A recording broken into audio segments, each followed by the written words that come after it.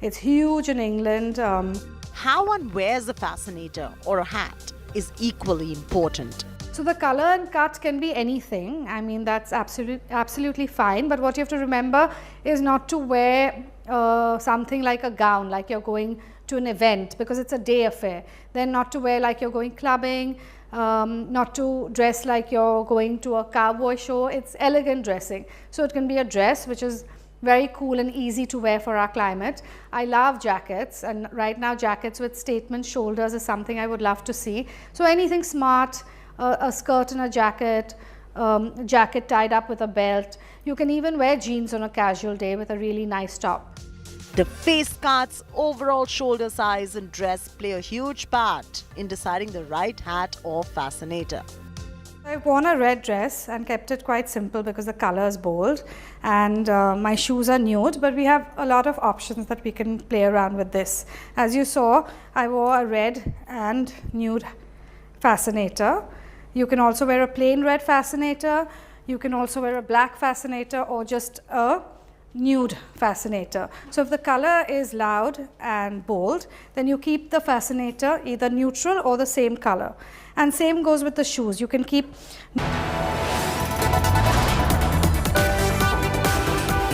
You are watching India Today.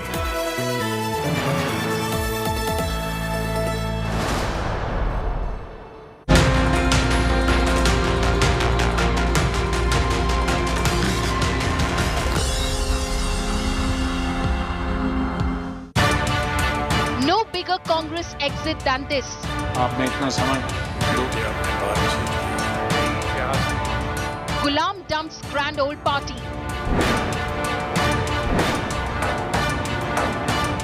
Ghulam goes nuclear against Rahul.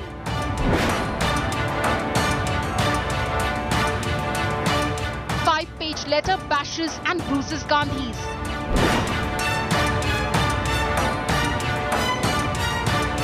Ghulam's clear words.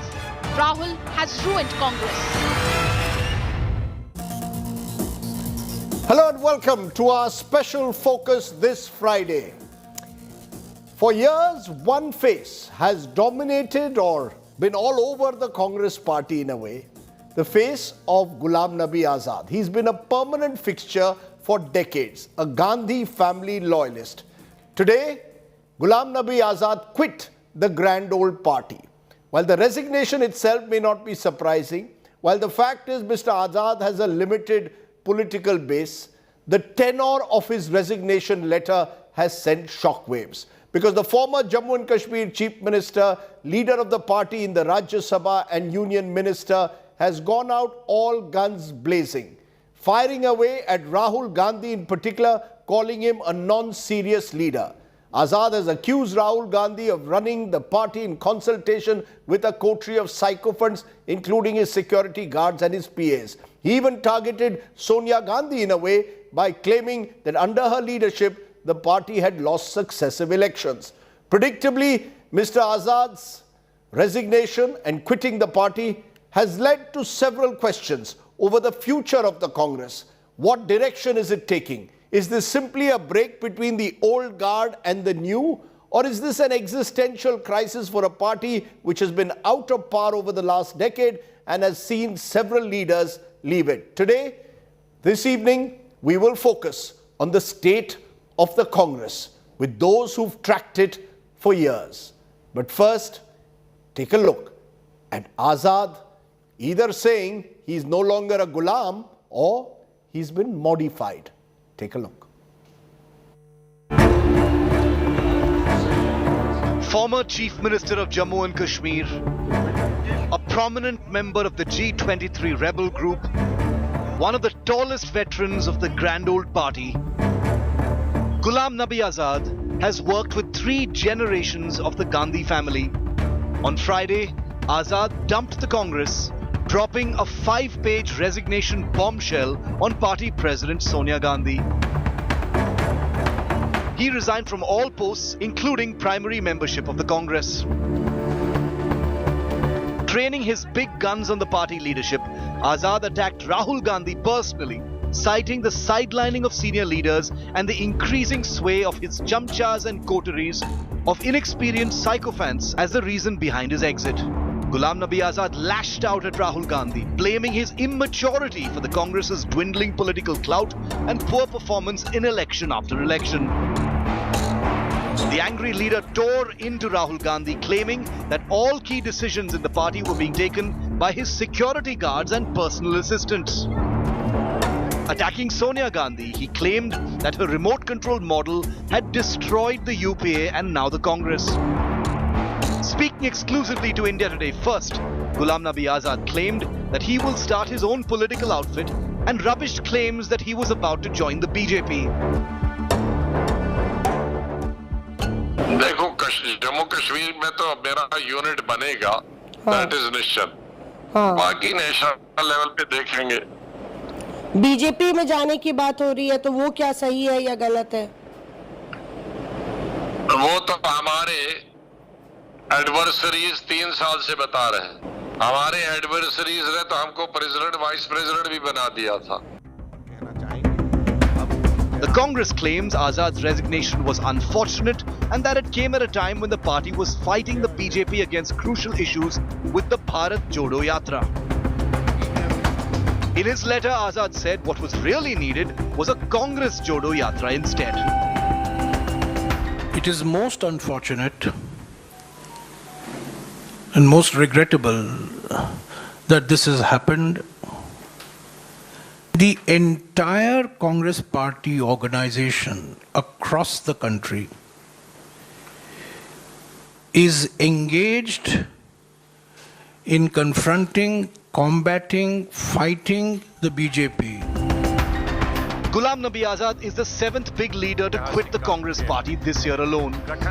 His exit, while sudden, was not entirely unexpected. The fact that a youngster like me complained about the sycophant Darbari culture, and now a senior seasoned leader who has given his blood and sweat to the party is speaking about it becoming a club of PAs and security guards shows that leaders across age groups are disappointed, frustrated by this entire coterie culture which is thriving in the Indian National Congress. The big exit from the Congress come at a time when uncertainty and suspense looms over who will lead the party heading into another cycle of elections. With Mosmi Singh and Supriya Bharadwaj in Delhi, Bureau Report, India Today. Let's raise the big questions then. Has Ghulam Nabi Azad betrayed Congress and the Gandhis or simply shown them the mirror? Is Rahul Gandhi's leadership style the dividing factor that is splitting the Congress wide open? Is it time for the Congress old guard now to give way to the new? Is the Congress at the moment a sinking ship without a captain at the helm? My first guests are Pawan Khera, the Congress's chief spokesperson. I'll also be joined in a moment by Prithviraj Chavan, former Maharashtra Chief Minister, who's also a member of the G23, which is the group that Prithviraj Chavan was part of, and so was Ghulam Nabi Azad. But to you, Pawan Khera first. This, in the 30-odd years that I've covered the Congress, is perhaps the most damaging letter that any senior leader of the party has written against your party, and this is an insider. The charges of sycophancy have been made in the past by others of a coterie or bad decision making, but this is an ultimate insider, Pawan Khera, who's made it. How do you respond? Rajdeep, the letter is damaging, but it damages the author of the letter more, his credibility. The party which, in his own admission, by his own admission in the first 1 or 1.5 pages of his letter, the party which gave him almost every single post available, whether it was a constitutional post or whether it was an organizational post. And on the second page, he says, I did it all selflessly. So if you enjoy the fruits of all your posts, then you say, I did it selflessly. I think it doesn't befit a leader of his stature to be writing a letter as unmindful of what really this letter does to his own credibility.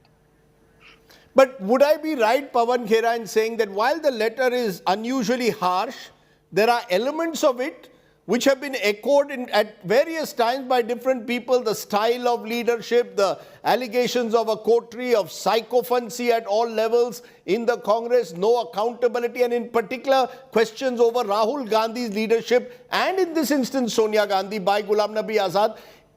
Many have whispered these in private. Mr. Azad has gone publicly and been harsh, but some others would say pretty fair. Rajdeep, whatever culture he's talking about of the Congress party, well, he was the architect of that culture. So what we see today in the Congress party, we inherit from leaders like Ghulam Nabi Azad. What is he complaining about today? So when he is in the driver's seat or he is in the position to decide, he is the core group. But if somebody else were to decide, that somebody else is a sycophant. Just because you are not getting a Rajya Sabha again, or you are for the first time in your 40 years, you find yourself without a position. Suddenly you find all that is wrong with the Congress party. It comes rushing to your mind. If you were so convinced about things going wrong in 2013, why didn't you open your mouth then? Why today? Because in 2013, you were a minister. You were an important minister of the Dr. Manmohan Singh government. Because you had hope of getting more positions. Today, when you have no hope of getting in position, you find that Rahul Gandhi's conduct was wrong in 2012. For God's sake, what were you doing all these 10 years, 9 years? Why didn't you open your mouth then? So it shows, it actually exposes Mr. Ghulam Nabi Azad more than anything else.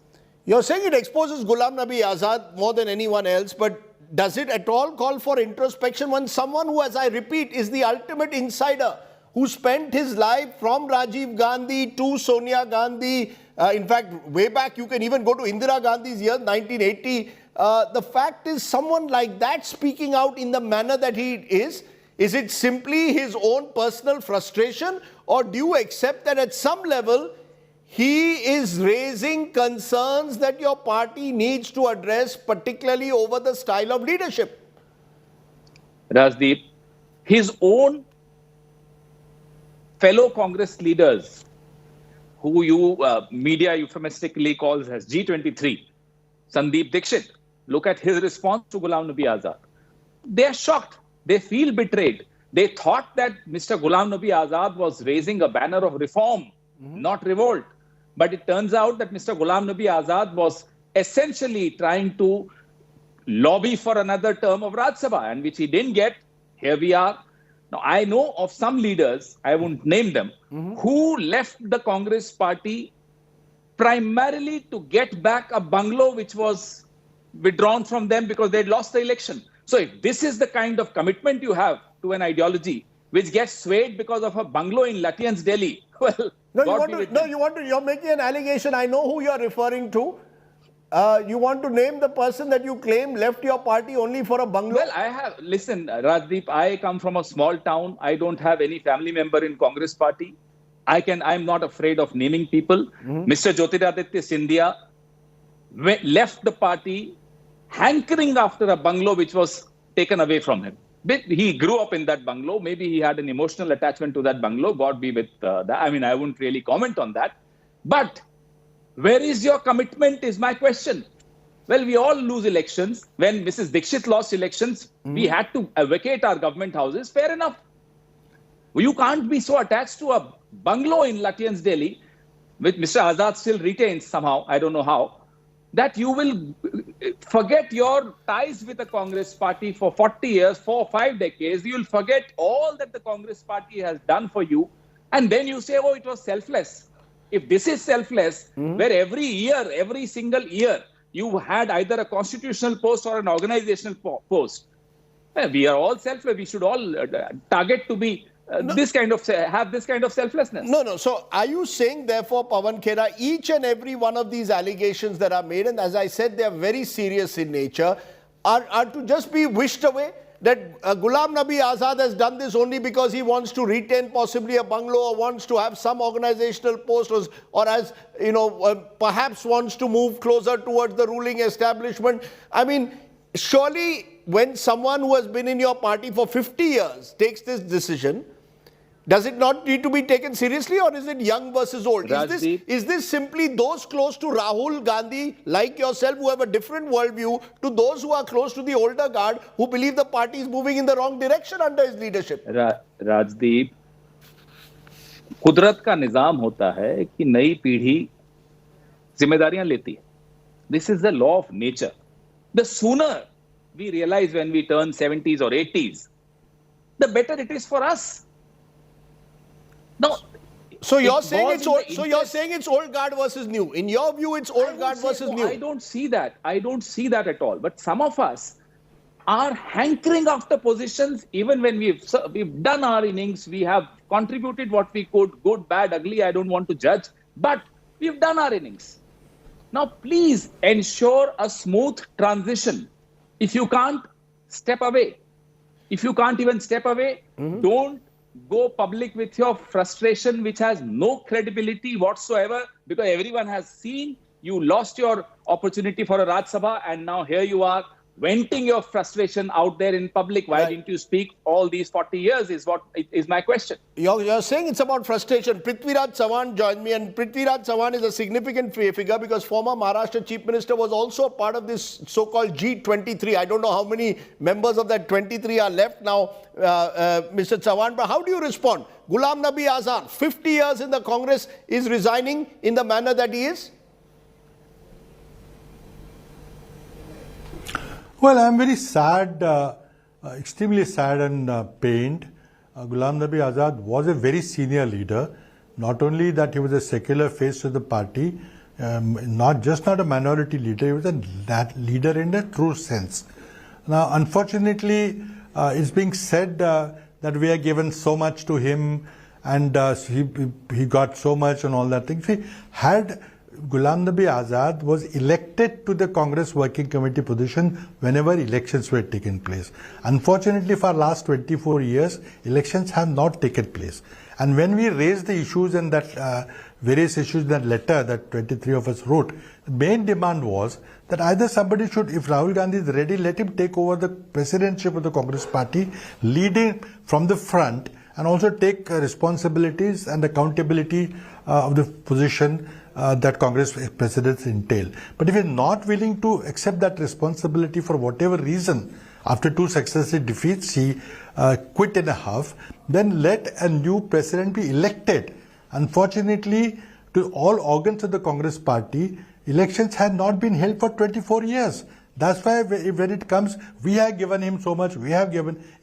Are we running in a Mughal empire or what? I mean, if there are elections, no, so you are endorsing what is said in this letter? Are you endorsing what Ghulam Nabi Azad says about the state of the Congress, the sycophancy, the coterie, the non-accountability of the leadership? Are you echoing that? No, I'm not endorsing that. I am stating the letter which you wrote. Why we wrote that letter? We wrote that letter because there was no elected body to all the organs of the Congress party, and that is why we wanted to explore why Congress party was deteriorating, why we are losing elections after elections.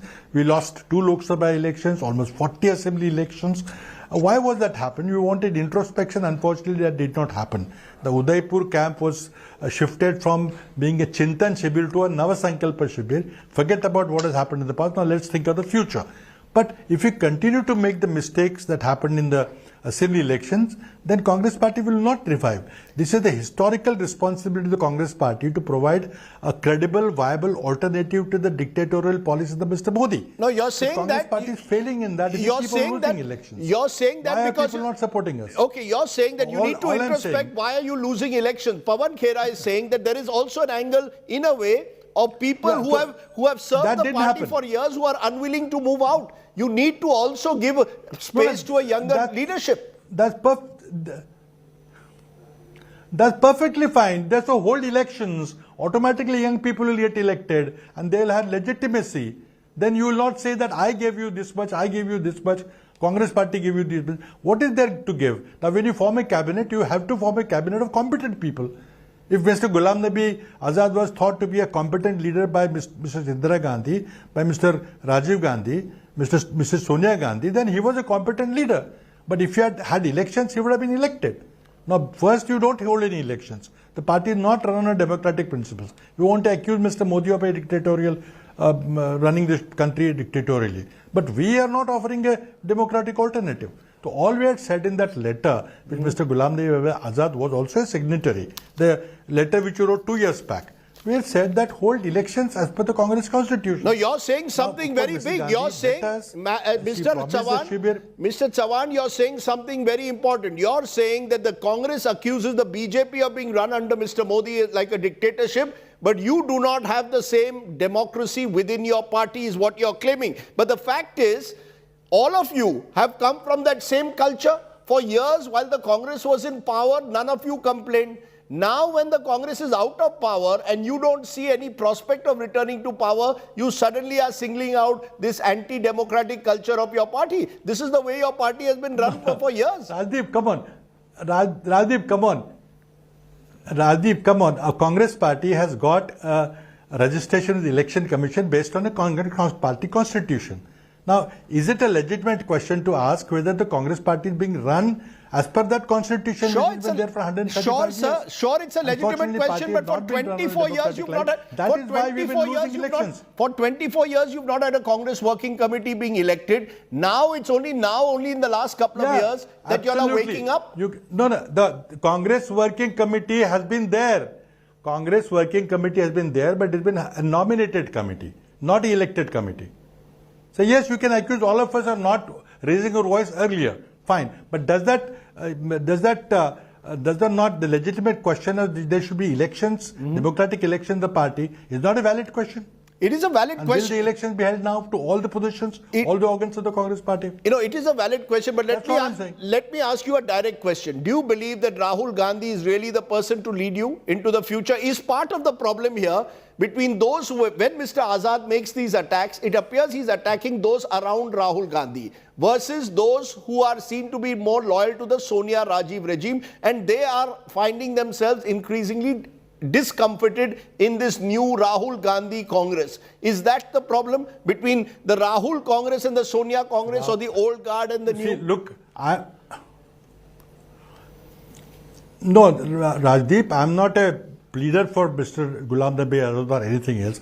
All I'm saying that some of us, we met together and wrote that letter, felt that Congress party has come to this pass only because it is not run purely on a democratic level. The positions in the Congress party have been manned by appointed people, and appointed people tend to only agree with whatever leader wants. They became all yes men, and that is the real reason why we lost the election. If I have no problem with anybody in the party, whatever names you have taken, but they should be elected. If Mr. Rahul Gandhi wants to get elected as a Congress president, I have no problem, and the rank and file of the Congress party elects him. Whether the elections are fair, transparent or not, on all that, that's another question. We cannot have even national elections are not that transparent, but let's have elections with all their faults. Okay, so you in a sense, let's have elections. You are if saying Mr. Rahul Gandhi wants to contest the president's election, let him contest. Okay, your point is well taken. The Congress, you're saying, needs to restore, you believe, an element of democracy in its style of functioning, which you believe is absent at the moment. And that was what you raised a few years ago. Appreciate Prithviraj Chavan, you're joining us here on this big day. Yeah, 2 years ago. Let's from there turn to our next congressman, who's an interesting figure because Ashwini Kumar was former union minister in the Manmohan Singh government. He's also been a congressman who quit the party ahead of the Punjab elections earlier this year. Appreciate your joining us, Ashwini Kumar. Your response to Ghulam Nabi Azad, has he triggered in a way the deep rift that exists within the grand old party between those who are seen to have been loyal to the Sonia generation versus those who are part of the Rahul generation? Is this a generational battle or a battle for the very existence of the Congress? Well, I think it is a battle for the very existence of the Congress. It would be wrong to limit it to a generational battle. Nobody has ever accused, as far as I can recall, younger people coming in. That's the order of things. The old order changes in place to the new. Everybody knows that. All that was happening in the Congress party, which led many of us to quit, was that there was a diminishing sense of dignity for a period of time. Now somebody, you are very fond of asking this question. Why now? Well, there's a tipping point. In everyone's life, there's a tipping point. Some react earlier, some react a little later. Mr. Ghulam Nabi Azad, in my view, ought to have put much earlier. He has chosen to do so now. Good luck to him. I think this was only expected. The way he felt he was being treated, any self-respecting man would have gone. Now the question is... One minute. I must ask you this. You're saying any self-respecting man would have gone. All of you, the argument today that the Congress is making, whether it's Ashwini Kumar, who was made law minister under Manmohan Singh's government, whether it is Ghulam Nabi Azad, who served several governments, important portfolios, I mean, you have given back very little to the party. Party gave it all to you. Is what the argument the Congress is making, in a sense that you, when the party is down and out, you are hitting them when they are down and out, rather than standing by them. Well, you are very fond of reiterating it, and I have answered it ever and ever again. Let me answer it one more time for you and for the viewers. We have given 46 years of our life for the party. I have given 46 years.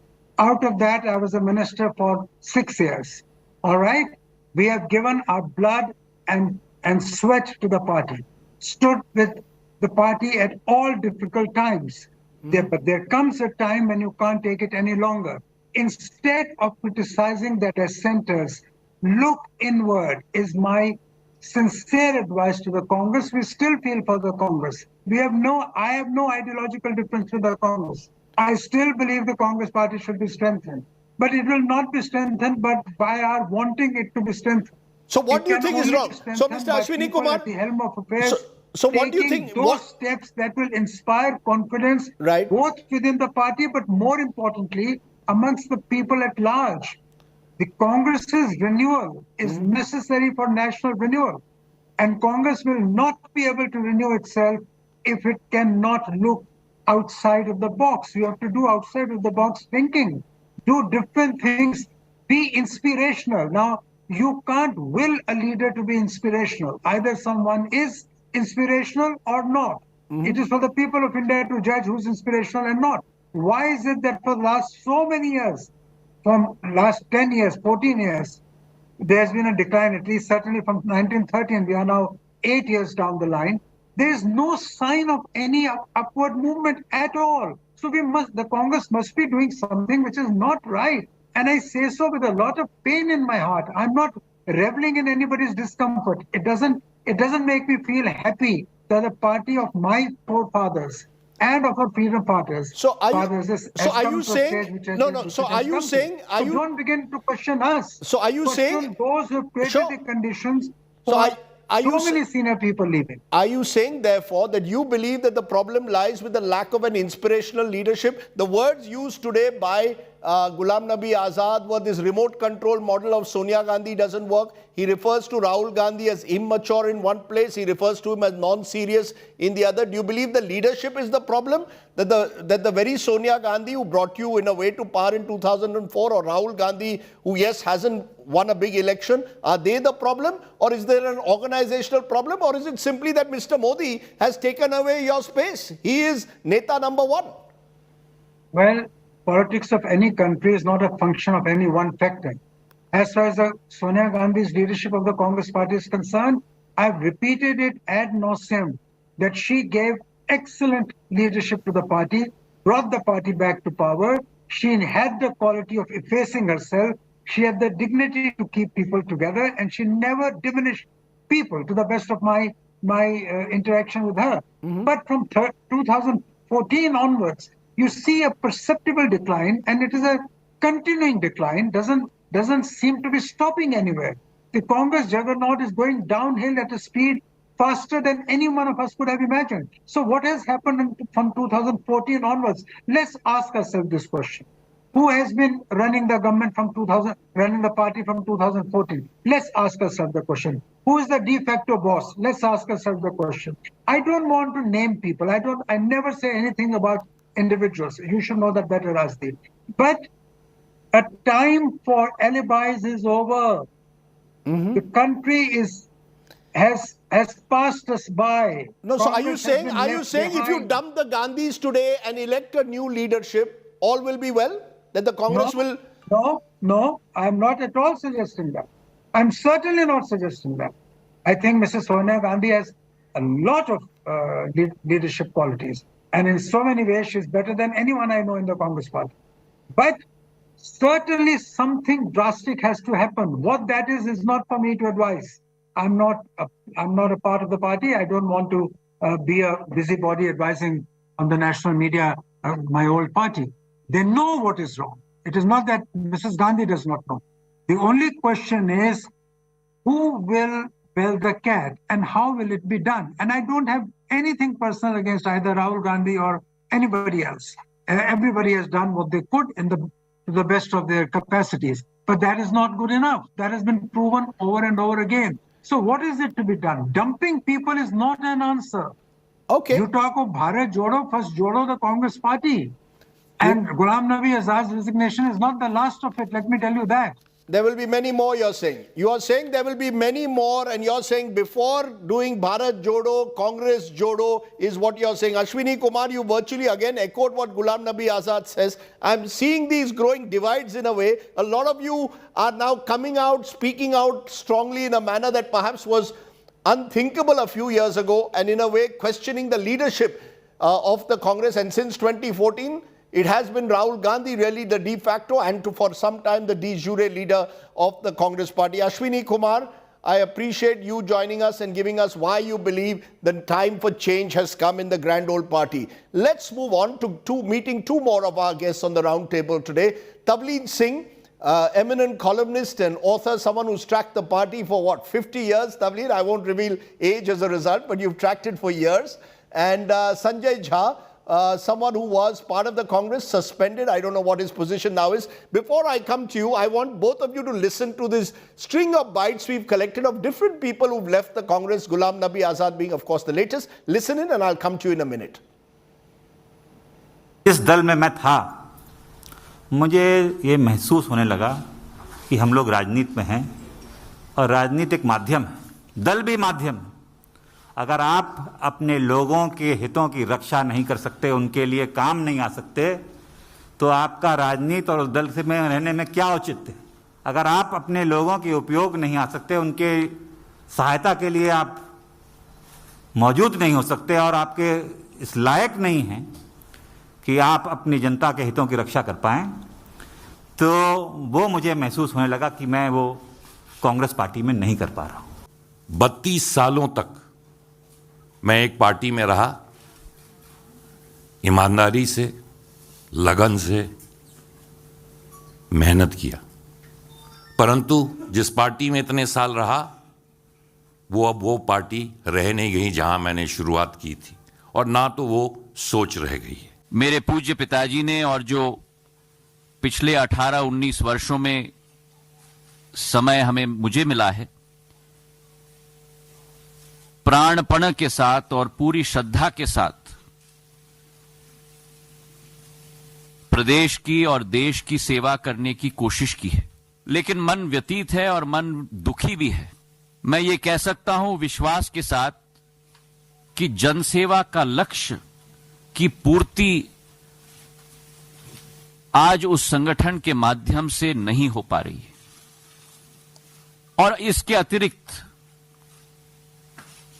वर्तमान में जो स्थिति Congress party में है, वो Congress party आज नहीं रही जो पहले थी।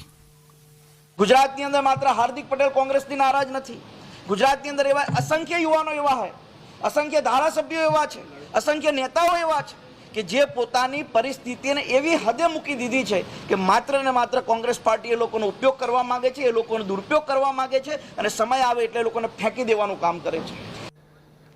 Tavleen Singh, how do you respond? How do you see this? We are seeing the melting down almost of the grand old party.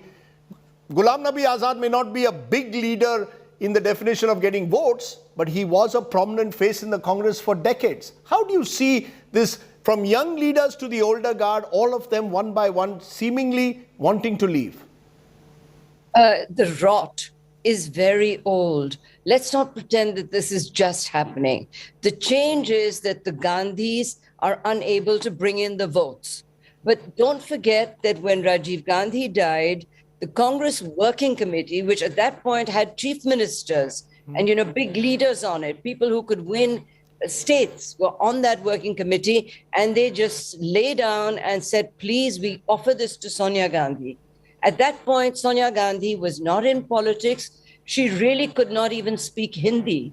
And from then onwards, it's been, downhill. She actually revived it. We have to give her credit for that. But I think that basically it was turned into a family firm by her, particularly after 2009. After 2009, she turned Manmohan Singh into a regent and, kept waiting. He said, I'm waiting for, whenever Rahul is ready, he can sit. That's not a political party. That's a family firm. And we have to accept that. And all the leaders that have now been dribbling out are leaders that cannot win a single state. We're talking about pygmies. At one point, there was, when Nehru was there, let's not go that far back, but even when Rajiv Gandhi was prime minister, there were chief ministers who could win without him. But since Sonia took over, it has been on her name, and she's made it that way.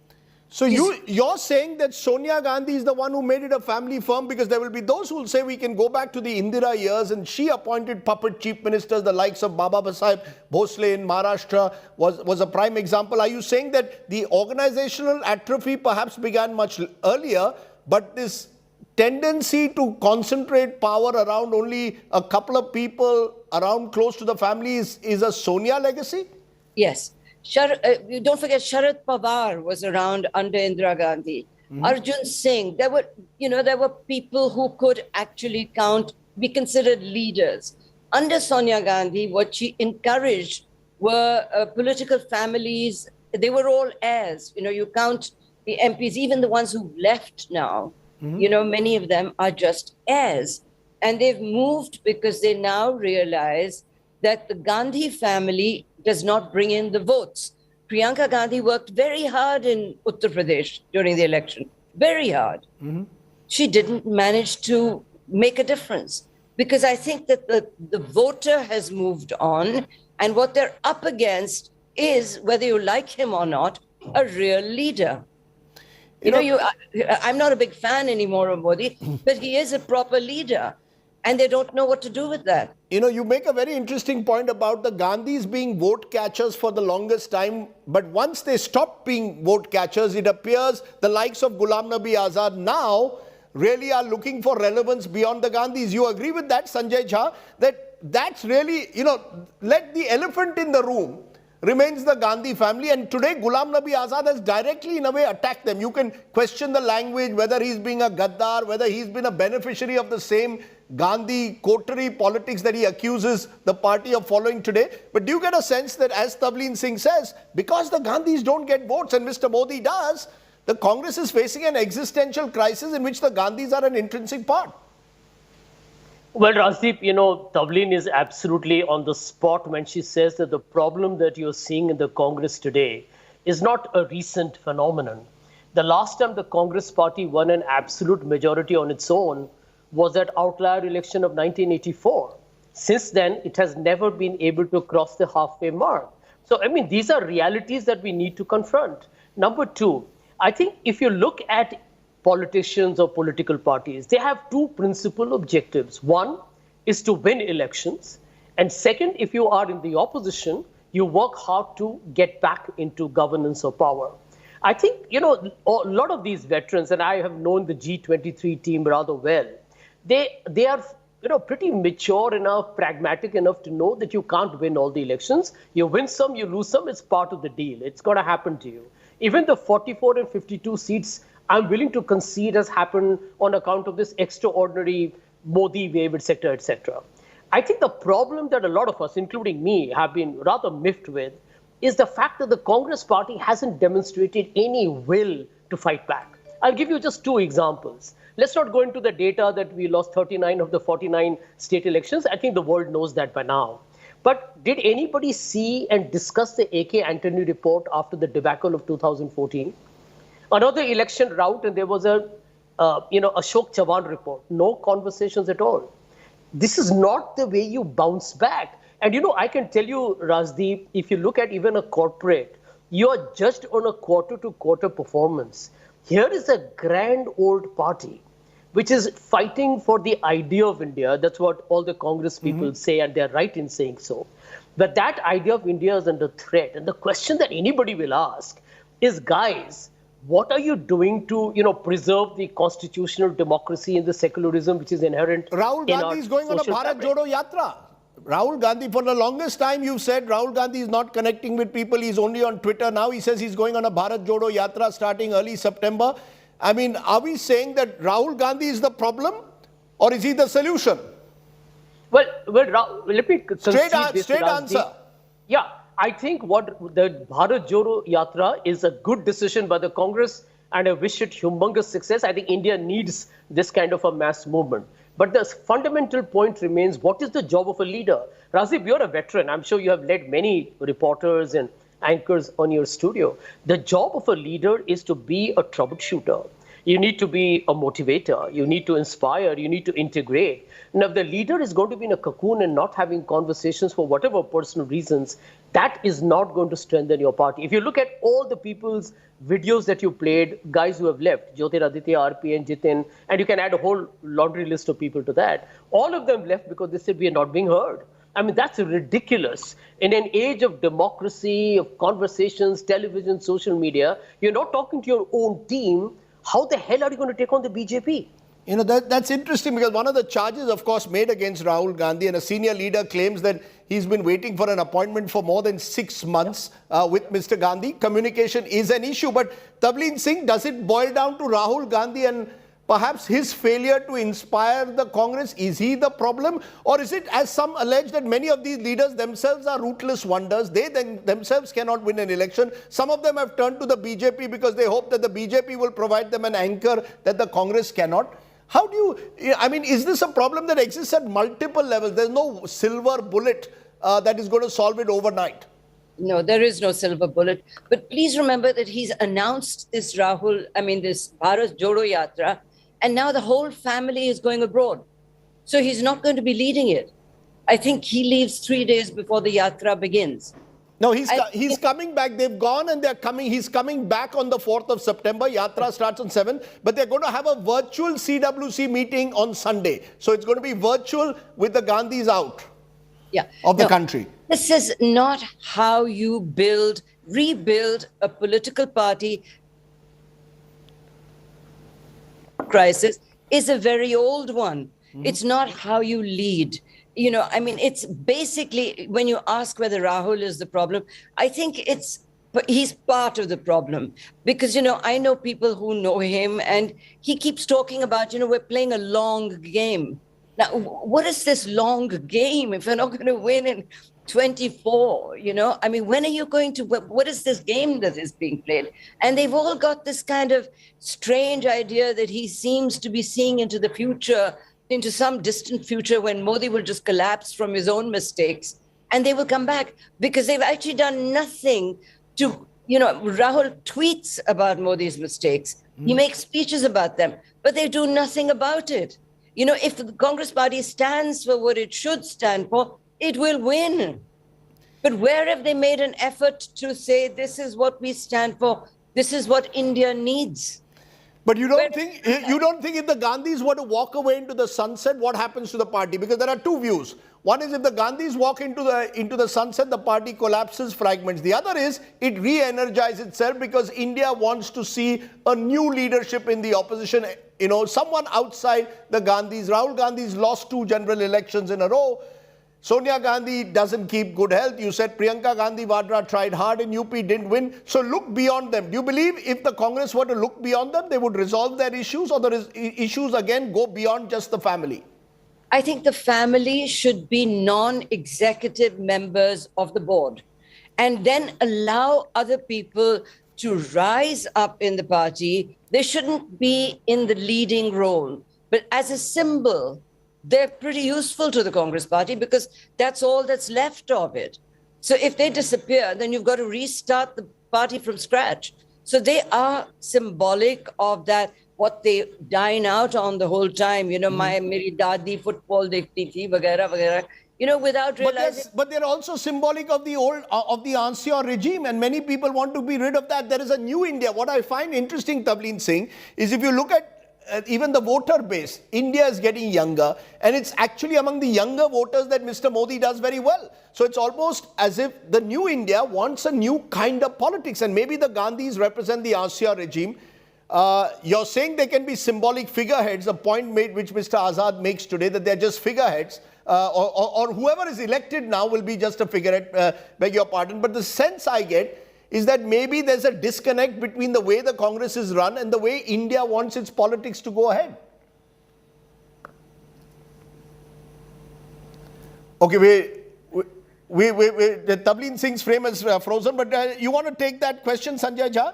Is there a disconnect between your party, its workers, and the people of India? The Congress has its own echo chambers, but you have to win elections outside your echo chambers. The one figure I want to give you, Sanjay, is the Congress won about 11 crore votes in 2009, and it has continued to win around 11 crore votes 10 years later. The BJP went from 7 crores in 2009 to 22 crores now. So BJP is getting the younger voters. They are more in tune with New India.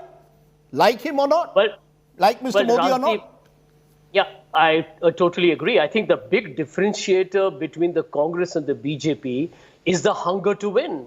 You look at the BJP, it concludes one election, whether it wins or loses, is targeting the next one. And honestly, I have been telling this to a lot of Congress people, that we talk about the idea of India, secularism, liberalism, progressivism. We talk about tolerance, inclusivity. To make that happen, you need to be in power. You need to win elections. The reason why the country is now looking at hyper-nationalism, Hindutva, communal polarization, is because that's the BJP's agenda. And they are obviously being brazen about it, because they say, listen, I told you so, and you know what we are all about. So end of day, Rajdeep, I think that is fundamental. The second point remains that the Congress, despite losing such amazing talent, still has a very strong reservoir of good people. I think the mistake that Rahul is making is sticking to a few people in his caucus. Many of them, I can tell you, are political entrepreneurs. They are people who are on their own self-driven agenda. And the Congress, unfortunately, is back to that same old coterie problem. Therefore, I'm saying I'm disappointed with Rahul because I've known him for a long time. And he should have been a breath of fresh air. But he seems to have become part of the status quo. Tavleen Singh, the cameras went away at a rather inopportune time, because I was just saying, if the Gandhis were not around, which way does the Congress head? Do you see the Congress reviving at all? Should we be scripting the obituary, or do you believe after all the years that you've done political journalism, never script the obituary of anyone? Yeah, well, you should never do that in any case, not for a political party that is more than 100 years old. I believe it can revive. I believe that actually, God knows what's going to happen in the next year or so. But if, for instance, the communal divisions explode, which there's every likelihood that they can, because it's getting pretty ugly. But you see, the Congress party needs a lot of people to be out there literally at the panchayat level, reaching out, finding out what's wrong. You can't try to revive the party by sitting outside Sonia Gandhi's house. You've got to move out. You've got to find leaders. And there are people who disagree with the BJP. What happened to Prashant Kishore's advice? He had to leave in despair. And I think he gave them some pretty good advice. So they haven't actually made any effort to change. They've just been hoping that they hoped in 2019 that they would win. They were sure they were going to win. Do you remember? So, obviously. And I was sure they were going to lose. Oh, well, you were among the few. Yes, I was. Because a lot of people thought that they would win. And they certainly did. The Gandhi family certainly did. And what was the new thing he offered? His sister. Rahul Gandhi's sister was introduced as the new idea. Where is it showing that they are a real political party, that they are there for the people of India? And, as for that idea of India that Sanjay was just talking about, they should stop talking about that. They should talk about pluralism and all that sort of business. But it's now Modi's India. It is Modi's India. We have to accept that. And that is what they're up against. So if you were a member of the Congress and you had to choose a Congress president, would you have a choice? Do you see someone out there who could be a potential Congress president who could in a way offer a challenge in terms of leadership? Because elections are becoming presidential. You see a face outside there who could, according to you, challenge the Modi leadership? Look, I really don't even want to stick. I don't want to go there. Ask Sanjay that question. Okay, I'll ask Sanjay that question. Sanjay, since you've been an insider more than both Tavleen and me, I'm not calling you a darbari because that is an offensive word, and you weren't one. That's why you were suspended, perhaps. So I'm going to ask you, you have a leader in choice who if you would choose, who could arrest this hemorrhaging that's going on? Well, firstly, you can't use Darbari because that is Tavleen's intellectual copyright. That was the title of a book. But on a serious vein, I have mentioned this publicly. I've written an article on it. I've done another one today. I believe the Congress needs its own double engine, which is a Priyanka Gandhi Sachin Pilot combination. And I'll tell you why. I'm telling you this because I know the Congress from within. The Priyanka Gandhi can be the glue for the Gandhi loyalists within the party because that's what the Congress doesn't want to move away from. It's a reality. Let me tell you that. If today the Gandhis stood for the Congress president, it's a 99.99% vote going to them, whoever opposes them. On the other hand, bring in Sachin Pilot. Priyanka Pilot is hungry, ambitious. I know Sachin. He's a guy who's clued into the nitty-gritties of politics. He's someone who has dreams. He's willing to slog his guts out. Now, he can be your pan-India campaigner. He's bilingual. He's super smart communicator. You need somebody hungry. And a combination of Priyanka and Pilot could just be the right fit for an India. 2 Ps is what you're suggesting in a way. Well, the Congress, we can offer all the solutions we can. It's the grand old party. And even though the party has suffered electorally, it continues to gather a lot of public attention and attraction because as many people have said, it's been there for the longest time. And when something is there for as long as the Congress, you feel a sense of affection for it. And today, Ghulam Nabi Azad, affection or not, has decided to leave, but not without a note of anger. Tavleen Singh, Sanjay Jha, wonderful to have you. And it's been really educative over the last few minutes to get a sense of what people have to say about the Congress party. Will the Congress party listen or will it be status quoist? Well, time will tell is the cliche. I leave you though with an intriguing thought. What will Ghulam Nabi Azad do next? He's Azad from the Congress, but is he Modi-fied? Well, I leave you with this little clip of Prime Minister Modi when Ghulam Nabi Azad was retiring recently from the Rajya Sabha, paying tribute to his friend Ghulam Nabi Azad. Netas will come, netas will go. Political parties will continue. We're not writing any obituaries tonight, but who knows what happens next. Thanks for watching. Bye for now. Jai Hind. Namaskar.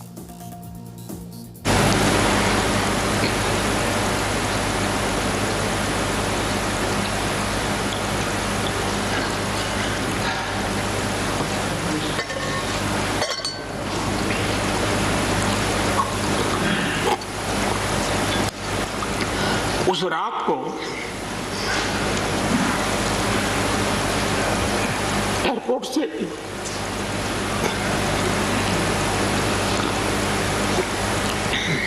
उन्होंने मुझे phone किया और जैसे अपने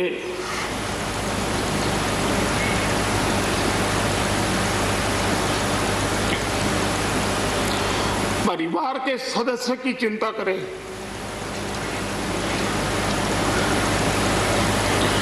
वैसी चिंता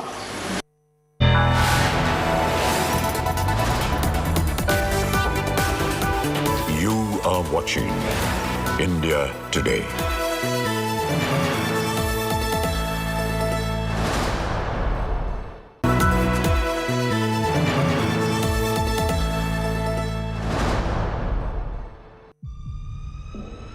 Kinmen Island. This is Taiwan's most threatened outpost, just 10 kilometers away from mainland China.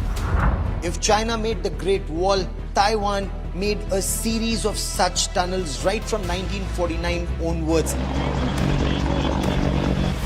Join me, Gaurav Sawant, as I report live and exclusive from Ground Zero, Taiwan, only on India Today.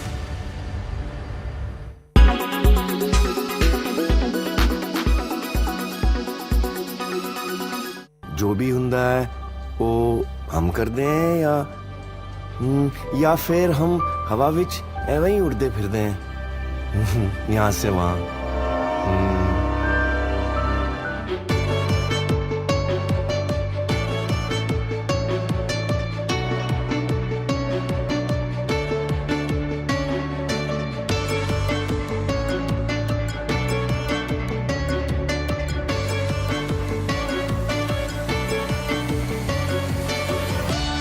Azad Maidan में भाषण देते वक्त गंगूबाई ने आंखें झुका कर नहीं, आंखें मिलाकर अपने हक की बात की है भाई।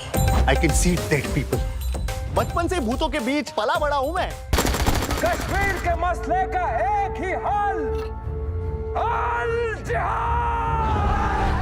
अरे जब शक्ति, संपत्ति, सद्बुद्धि ये तीनों ही औरतें हैं, तो इन मर्दों को किस बात का गुरूर?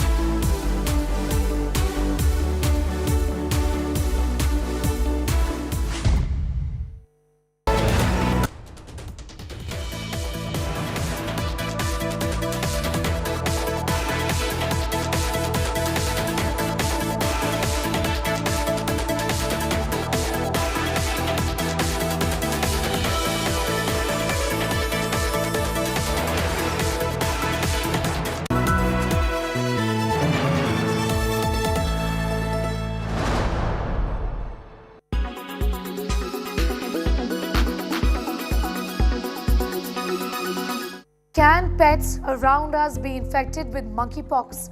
Yes is the answer to that.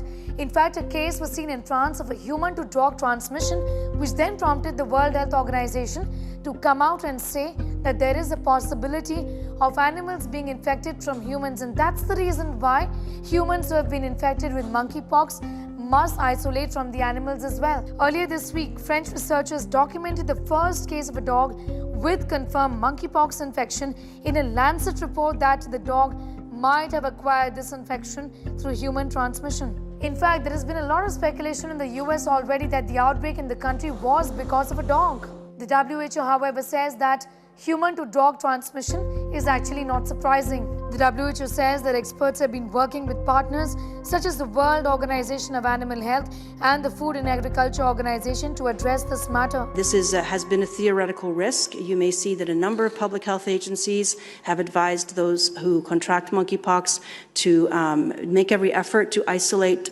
from their pets or to isolate their pets from themselves because of this hypothetical risk, particularly both in the household for domestic pets as well as in possible risks of contamination of animals outside the household. For example, rodents accessing garbage and things like that. The CDC has also advised that people with monkeypox should in fact avoid coming in contact with animals, including their pets. The infection can spread with prolonged physical contact, for example, hugging your pet or kissing your pet.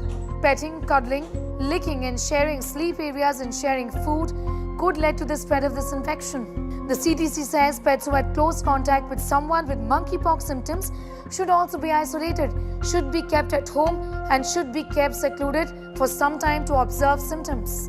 The CDC also says that they are unsure if reptiles, amphibians or birds can get monkeypox. They say it is unlikely since these animals have not been found to be infected with other orthopox viruses.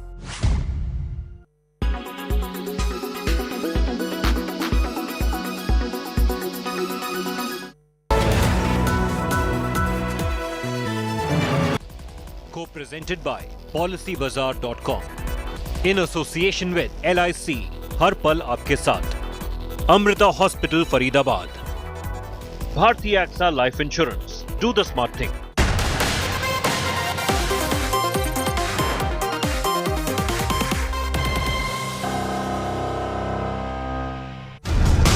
Big twist in Sonali Phogat death mystery.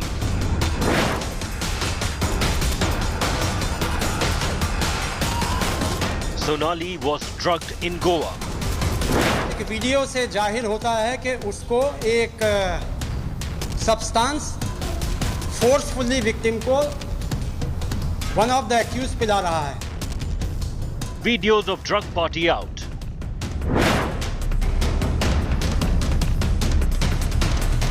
Sonali's family demands CBI probe.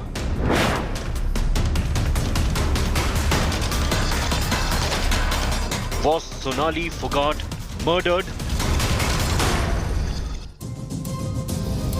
Good evening and welcome. You're watching 6 p.m. Prime. I'm Pooja Shali. Another actor, another death, now leading into a deepening mystery. Sonali Phogat's death case has now led to some stunning twists and turns, and I'll be getting you the latest on that. First, let's begin with the headlines. A jolt for the Congress party. Veteran leader Ghulam Nabi Azad resigns from the party in a scathing 5-page long letter. Names and shames Rahul Gandhi and says consultative process was demolished by Rahul Gandhi. Azad also alleging it's a coterie of inexperienced sycophants who are running the party. But the Congress party in turn calls Ghulam Nabi Azad's exit unfortunate, says sad that Ghulam Nabi Azad left the party during a time when the Congress is fighting against centre over mehengai and unemployment. Trouble is mounting for the Aam Aadmi Party. The Lieutenant Governor of Delhi flags off irregularities in the construction of additional classrooms in Delhi government schools. Says construction cost was enhanced and without tender. The Supreme Court sent freebies case to a 3-judge bench for a review. Issue of the Election Commission directions and the scope of judicial review will be examined in detail. It's The Savarkar showdown peaking in Karnataka after the Congress Neta compares Savarkar to Jinnah. Chief Minister Basavaraj Bommai hits back, says Congress loves Jinnah.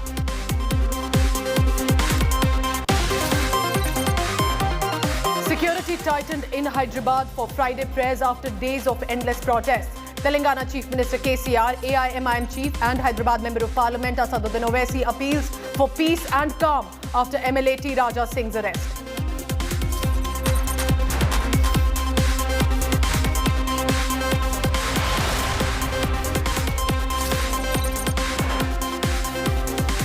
After the family claims of actor Sonali Phogat's death that happened due to a cardiac arrest, and they were claiming there is some foul play. They wanted it to be investigated. And now with the Goa police taking the matter into their hands and now investigating the matter, this video has surfaced of the CCTV. A visibly unwell Sonali Phogat is being taken out of Curly Shack, which is a nightclub in Goa's Anjuna Beach. This CCTV video on your screen was taken at 4:27 a.m. on 23rd of August.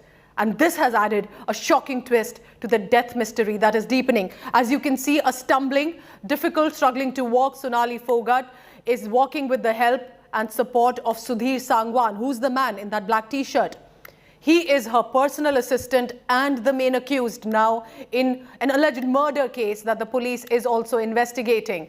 The case has been filed, and the BJP leader and social media sensation Sonali Phogat, remember giving you a background, had died just hours after an alleged drug-fueled revelry in Goa, that on 23rd of August.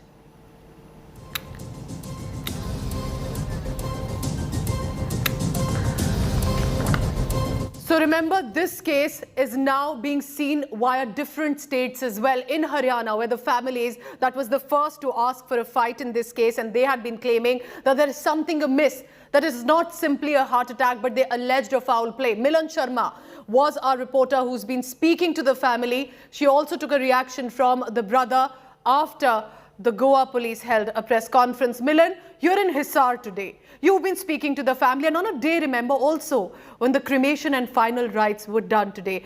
What is the mood like? Are the family now fighting for justice and hopeful with the Goa police investigation? Yes, certainly. In fact, when we spoke to the brother, he has said that now is what the Goa police is doing is in line with what the family has been saying from day one, that there was an alleged foul play that came into fore.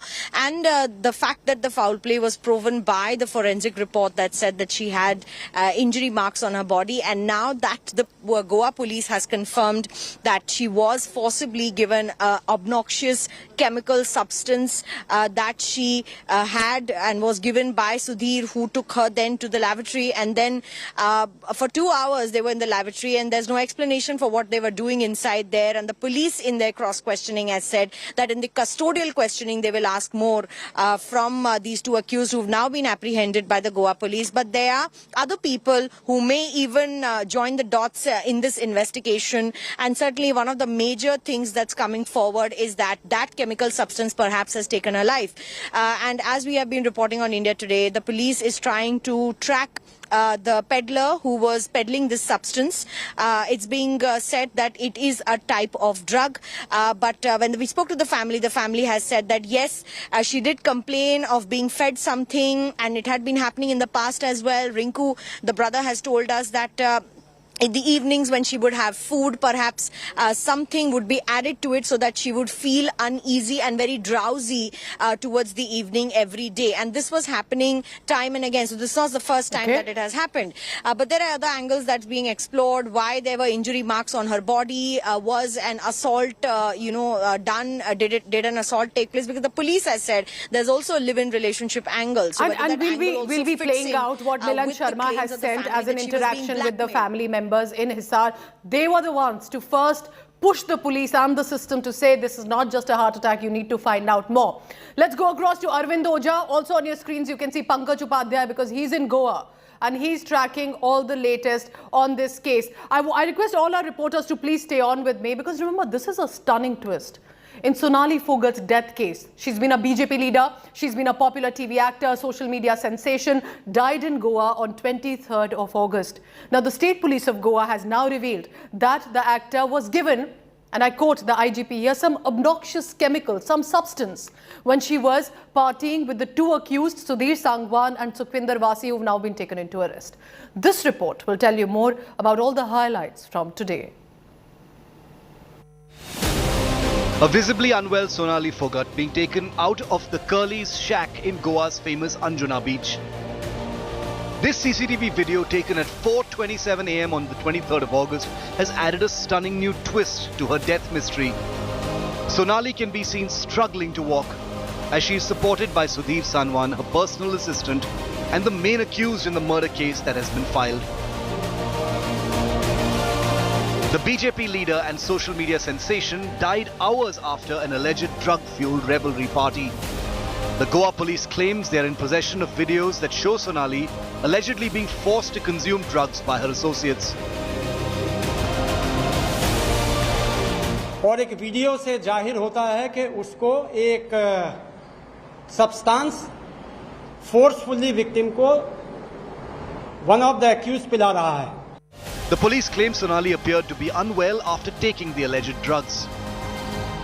करीब 4:30 बजे जब वो अपने आप को संभालने में नाकाम रही तो मुलजिम विक्टिम को बाथरूम टॉयलेट की तरफ लेके जाता है और फिर वहां करीब 2 घंटे वो रहते हैं टॉयलेट में, जिसका एक्सप्लेनेशन अभी तक एक्यूज ने नहीं दिया है. The police have already registered a murder case and are grilling two suspects, Sonali's personal assistant Sudhir Sangwan and his friend Sukhvinder Vasi. The new revelations about drugs have changed the course of this investigation. The autopsy had earlier pointed to blunt force injuries on Sonali's body. The celebrity's family has been claiming she was murdered. हम बार-बार इसी चीज़ को repeat कर रहे थे कि हमारी FIR दर्ज की जाए और हमारी रिटन कंप्लेंट में यही था कि उनको कुछ खिला पिला के या जिस तरह जैसे भी उनका मर्डर किया गया है. तो अब पुलिस इन्वेस्टिगेशन में चीज़ें सामने आ रही हैं. गोवा पुलिस प्रशासन अब कोऑपरेट करने लगा है. Sonali's death has sparked a political firestorm. The opposition in Goa is alleging an attempt to cover up. That the chief minister likes to give clean chit and likes to jump the gun. And all this is giving Goa a bad name. Sonali Phogat's body reached Hisar in Haryana on Friday, where she was cremated. With a drug angle coming to light now, the police are looking at all possible angles, including murder. With Arvind Ojha in Delhi, Pankaj Upadhyay in Goa and Milan Sharma in Hisar, Bureau Report, India Today. 3 reporters, different states, and they are trying to get every single update from the family, from the officials, and as per the investigation as well. Arvind, you have been tracking basically from day one. क्या कहती है preliminary report? उसके बाद investigation में अब क्या नया माना जा रहा है और किस तरह से ये ड्रग पेडलर का एंगल आया है? किसी को आइडेंटिफाई किया गया है अभी apart from the arrest of the accused? Arvind, देखिए, इंडिया टुडे को सोर्सेस से जो जानकारी मिली है उसके मुताबिक एक ड्रग पेडलर को गोवा पुलिस ने आइडेंटिफाई किया है और बहुत जल्द उसको हिरासत में भी ले लेगी गोवा पुलिस. जिस तरीके से सोनाली फोगाट की मौत के मामले में ये जो ड्रग एंगल सामने आया है उसके बाद जी अरविंद बोलिए.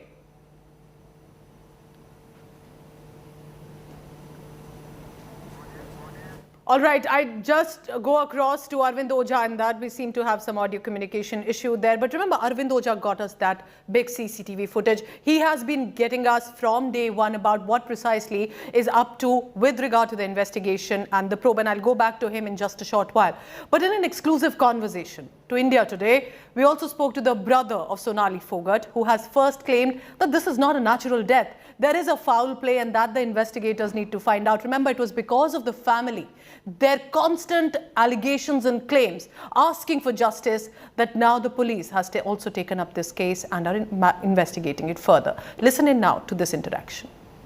आईजी पुलिस ने जो प्रेस कॉन्फ्रेंस करके बताया कि आप लोग पहले दिन से कह रहे थे कि कुछ फाउल प्ले है, कुछ गड़बड़ है, तो उसको संज्ञान में लेते हुए अब गोवा पुलिस ने कहा है कि हाँ, सोनाली फोगाट को जबरदस्ती कुछ ऐसे पदार्थ या ऐसे कुछ केमिकल खिलाए गए सुधीर की तरफ से, जिनकी वजह से उनकी हालत बिगड़ी और उसके बाद उनकी मृत्यु हो गई। तो ये अब खुलासा आईजी पुलिस गोवा ने किया है, इस पर क्या कहेंगे? ये इस केस में एक अच्छी शुरुआत है जी, और हम बार बार इसी चीज़ को रिपीट कर रहे थे कि हमारी एफआईआर दर्ज की जाए, और हमारी रिटन कंप्लेंट में यही था कि उनको कुछ खिला पिला के या जिस तरह जैसे भी उनका मर्डर किया गया है। तो अब पुलिस इन्वेस्टिगेशन में चीज़ें सामने आ रही हैं, गोवा पुलिस प्रशासन अब कोऑपरेट करने लगा है। तो क्या आपको लगता है कि ऐसा कुछ हो सका होगा कि उनको जबरदस्ती सुधीर या सुखविंदर ने कुछ ऐसी चीज खिलाई हो या कुछ ऐसा केमिकल दिया हो, उनकी ड्रिंक में मिलाया हो या किसी पानी में मिला के उनको दिया हो, जिसकी वजह से उनकी तबीयत बिगड़ गई? हाँ, बिल्कुल श्योर है जी, ये चीजें तो है ही, तभी तो उनकी जान गई है। वरना उस दिन करलिस में जो भी क्लब है, करलिस नाम है उसका, वहाँ और भी बहुत लोग थे, वहाँ और किसी की डेथ क्यों नहीं हुई? उन्हीं के साथ ऐसा क्यों हुआ? एक सब ये षड्यंत्र था, प्री प्लान था सब कुछ, और उसी के तहत उनका मर्डर हुआ जी।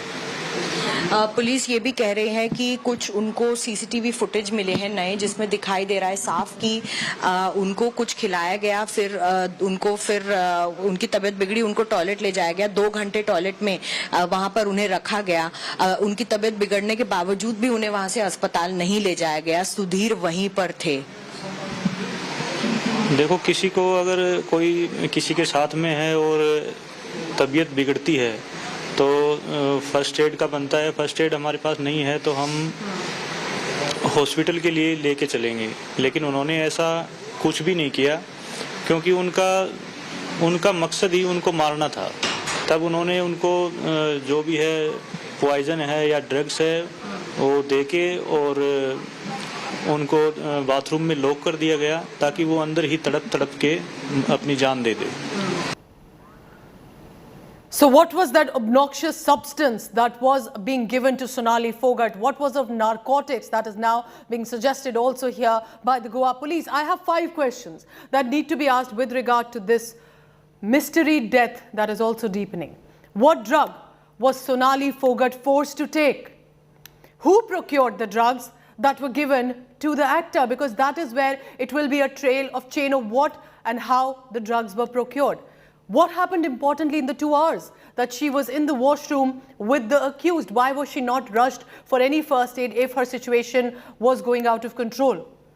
Who took Sonali Phogat to her hotel from the shack? Because those would be the last people, and this appears to be that video on your screen where she was then rushed to the hotel, after which hours later she was found dead.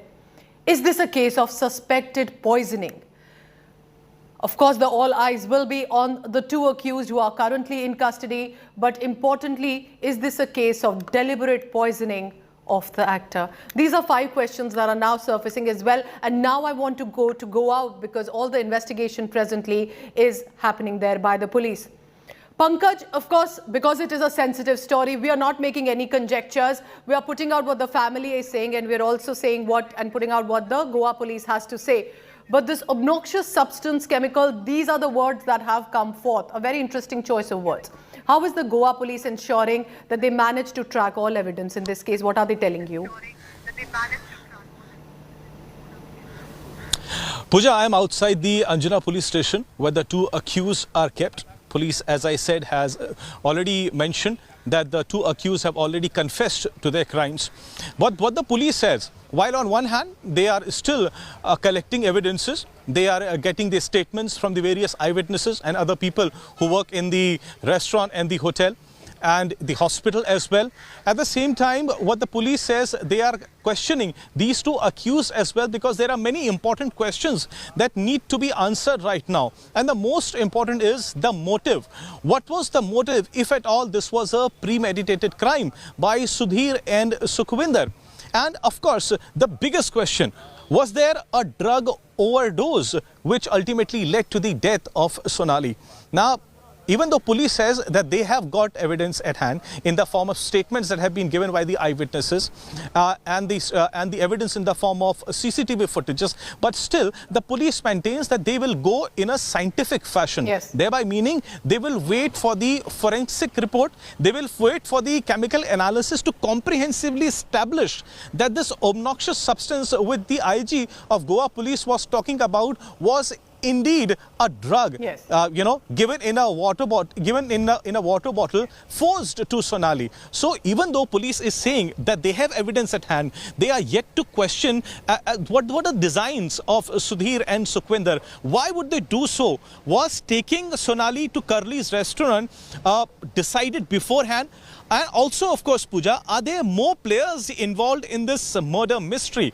But police says they are not going to come to a finality right now. Their investigation is continuing. They are questioning the accused right now because many more questions need to be answered. But most importantly, most of all, they are waiting for the forensic report, which will completely establish as to what was the foreign substance which Sonali was fed. So was this a party gone wrong, or could this be a pre-planned murder? And what was that substance?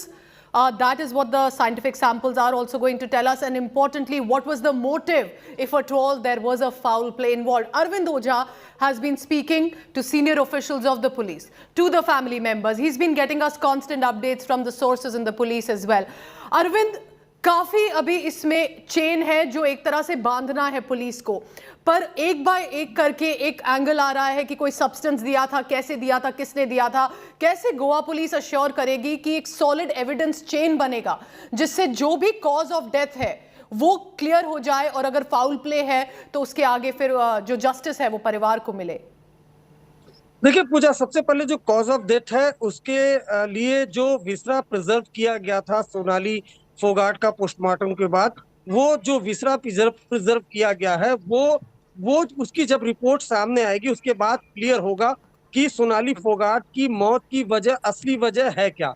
लेकिन इन सब के बीच लगातार police को शिकायत दी जा रही थी सोनाली फोगाट की फैमिली की तरफ से, जिसके बाद पुलिस ने मर्डर का केस रजिस्टर्ड किया। तो मर्डर के केस को रजिस्टर्ड करने के बाद जब पुलिस इन्वेस्टिगेशन शुरू करती है और सोनाली जिस कर्लीज रेस्टोरेंट में बैठी होती है वहां का सीसीटीवी फुटेज, उसके अलावा उस रात का सोनाली के हर मोमेंट का सीसीटीवी फुटेज खंगाला गया। तो जैसा कि पंकज उपाध्याय कह रहे थे कि बॉटल में कुछ मिलाकर पिलाया जा रहा था, वो फुटेज जब गोवा पुलिस के हाथ लगा, जिसमें जो सुधीर है जो उनका पीए वो कुछ बोतल से पिला रहा है और सोनाली कहीं ना कहीं उसको मना कर रही है।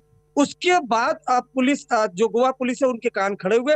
उसके बाद उस फुटेज को जो अक्यूज्ड है उनके सामने रखकर कन्फ्रंट किया गया, जिसके बाद शुरुआती जो इनिशियल इन्वेस्टिगेशन है उसमें पूछताछ में उन्होंने खुलासा किया अक्यूज्ड ने कि ड्रग उस बोतल में मिलाकर हम सोनाली को दे रहे थे।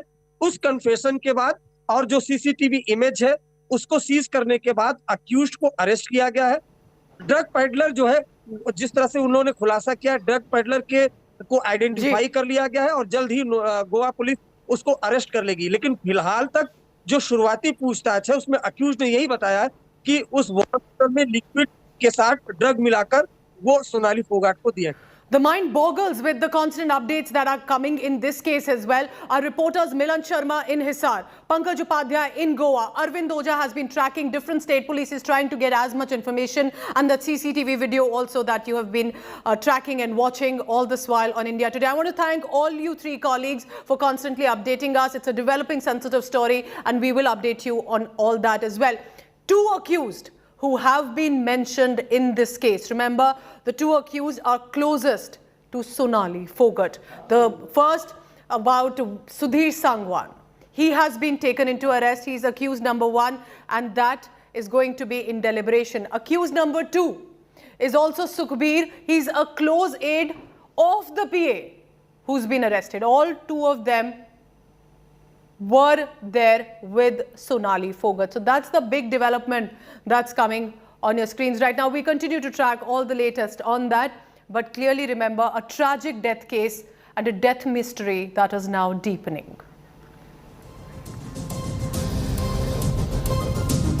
That's all for a special telecast. I'm heading to a very short break, but when I return, it's the countdown beginning for India's biggest demolition.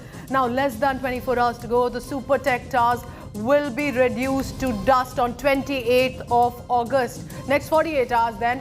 More on the other side. We get you the latest from the ground and more.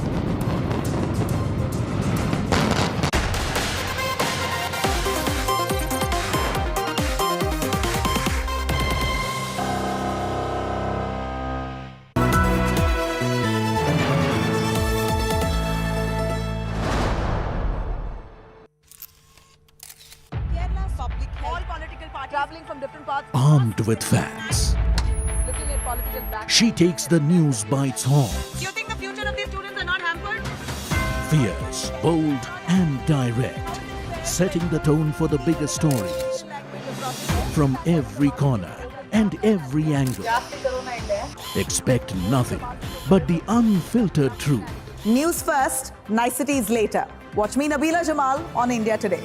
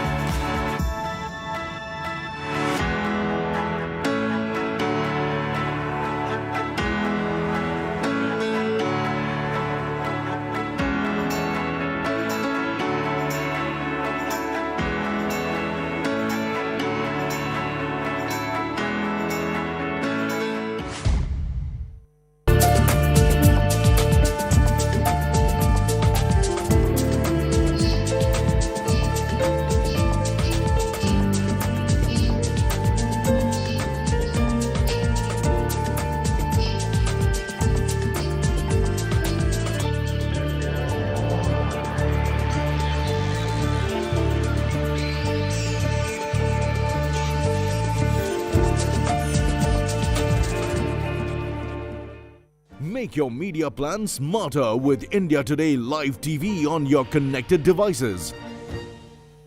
Make your media plan smarter with India Today Live TV on your connected devices.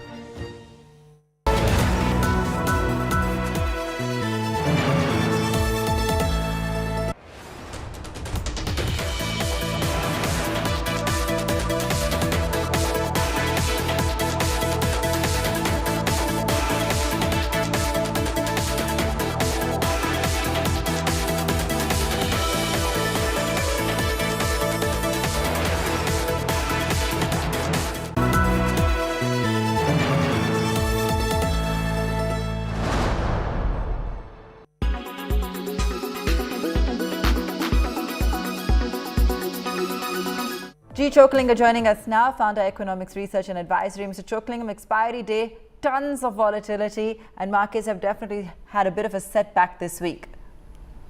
Yes, certainly. I think the most important reason was sudden spurt in the oil price last couple of days.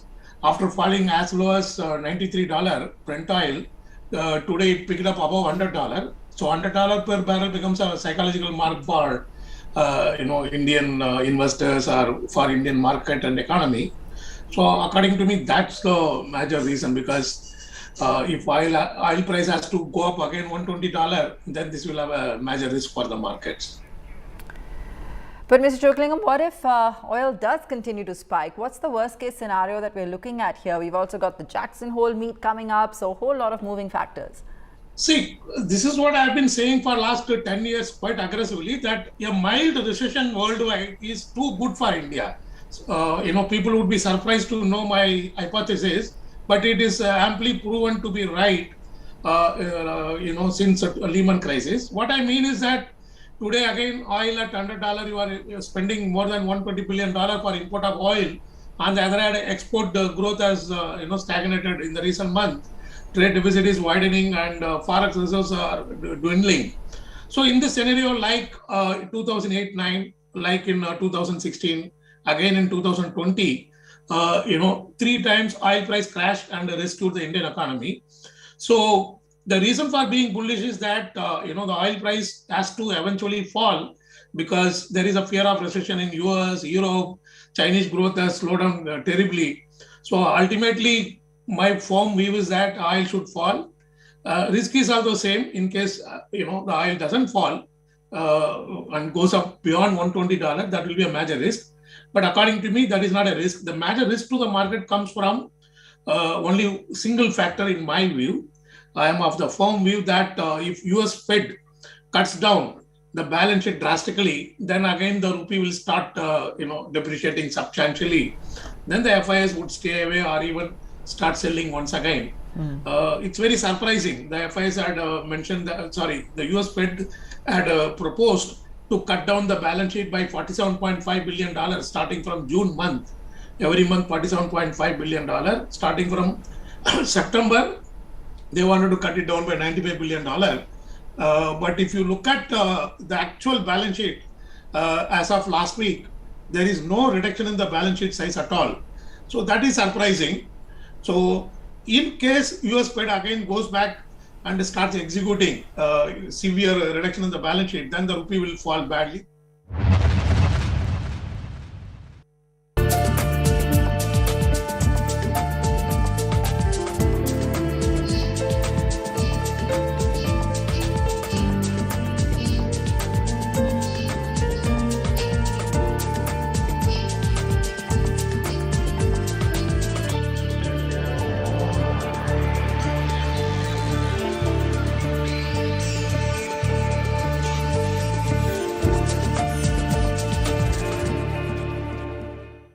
Everyone's busy finding what's trending.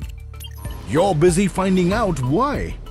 India Today, for those who research before reacting. Download the India Today app now.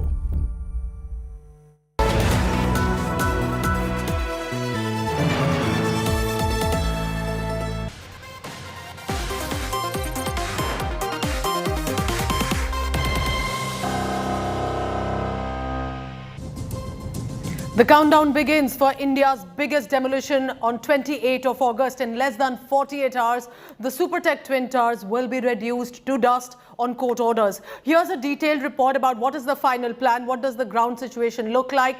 3,500 kilograms of explosives laden into 9,000 holes, and 9 seconds is all when all of this will come crashing down. Take a look.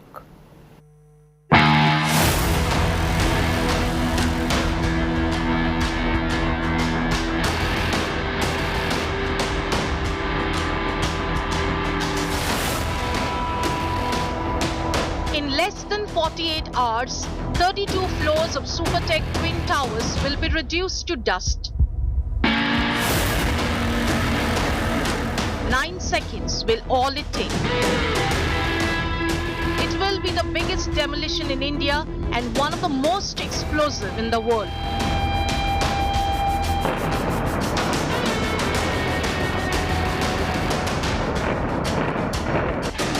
Abu Dhabi Piece Meena Plaza, 1.5 times taller than the Twin Towers, was bulldozed in 2020.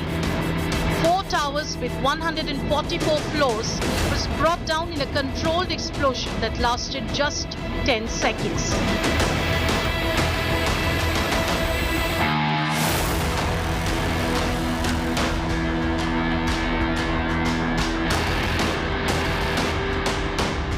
At 381 feet tall, the 1972-built AFE Tower became the tallest building to ever be demolished under explosives when it came down in Frankfurt, Germany in 2014.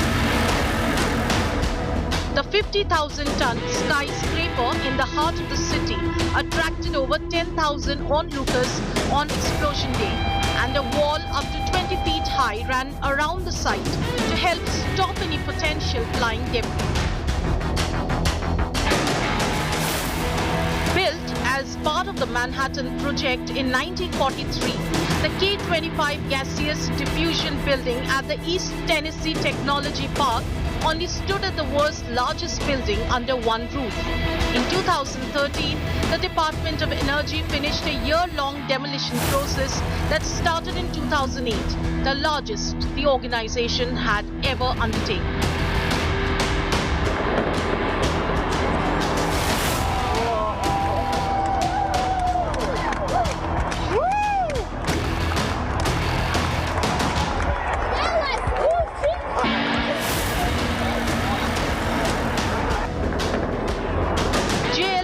Company's flagship downtown Detroit store took up an entire city block at 2.2 million square feet.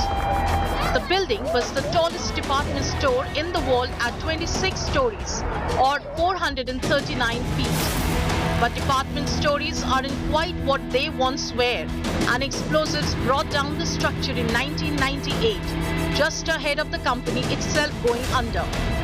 When felt, Hudson became the tallest building ever imploded and the largest single building imploded.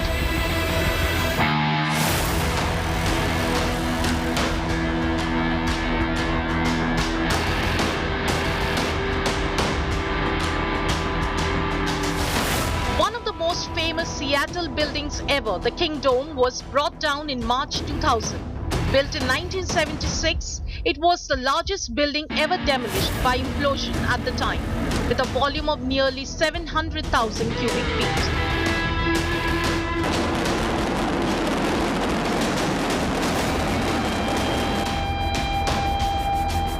Two miles worth of concrete blew up in unison in 2013. Built in 1997, the viaduct in the Chinese city of Wuhan needed a precision blast to end its 15-year life. Wires carrying 100,000 volts ran alongside the bridge and a gas pipeline underneath it to trigger explosives in sequence. Bureau Report, India Today. So while all eyes will be on the illegal skyscrapers, the Twin Towers of Supertech that will be coming down and demolished after detonated with regard to a 9-second duration. But it's not just about the Twin Towers. Remember the adjacent neighboring localities. About 5,000 residents are likely to be evacuated through the day, through the weekend in fact, till the dust also settles down. I tried to find out how close are the neighboring adjacent buildings to the Supertech Twin Towers. Just 9 to 10 meters is the Astor Tower of the Supertech Emerald Court. This ground report to help you understand about how close this illegal skyscraper had come up, blocking view, sunlight, wind, and importantly, just all embroiled in corruption. So I am standing on top of 11 floors of the Emerald Court. This is the adjacent neighboring locality, and this is the Supertech Twin Towers. All eyes are going to be at this location on 28 August at 2:30 p.m. when it is going to come, when after being detonated and an implosion will bring it down. But what you see around me, before I go across to our reports, take a look. As I stand to give you the topmost possible view, you can see how gigantic this Twin Tower is. I'm 11 floors above, and yet this is the 32-story building that's going to come down. It's been deemed illegal by the court. Let's bring you the Noida skyline. We're looking at atop these buildings. All of this area is going to be evacuated on 28th of August by afternoon. All of this area is going to be lightly covered. You see people right now, you see families still living there. All of them will be out of this place through the day. They will return if this, of course, operation, as we are hoping, will be successful and the dust settles. I'll, of course, get you some ground reports as well. But I want to first also help you understand about what is the neighborhood looking like. Remember, importantly, the neighborhood societies have come to help.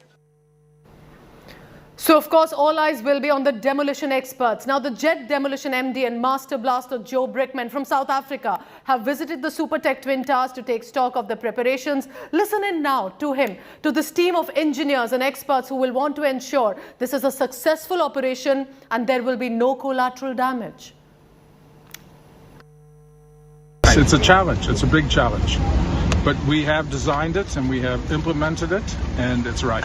Way to start at the southwest and move across to the northeast is the progression of the blast. Okay. So it's going to be pulling it away from the north, away from ST2, okay, to the south, and then collapse. Edifice has handled all of that. It will be cleaned up over a period of 3 months. 3 months. It will be recycled and reused and under very controlled manner. India Today is also trying to get you all the top voices of experts to help them understand about what precisely is the precise planning. Remember, this needs engineering, this needs all sorts of principles of physics and mathematics and experience. And Kerala's Maradu Towers is going to give that level of experience and study.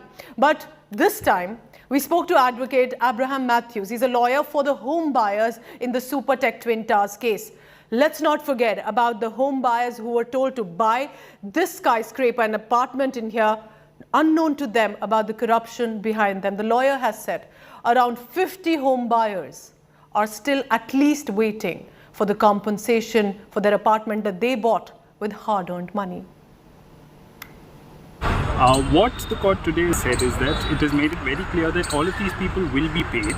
However, it will be paid pro rata based on when the money comes in through the insolvency process. Within a month, they've been asked to deposit around 1 crore. The petitioners who are before the court, they will get that money pro rata. What is important is that the court has made it very clear that all of these people will get their money. So remember, the matter has reached the top court as well. There was a hearing today in the Supreme Court on the Supertech Twin Towers with regard to the home buyers who still do not have compensations. Take a look closely.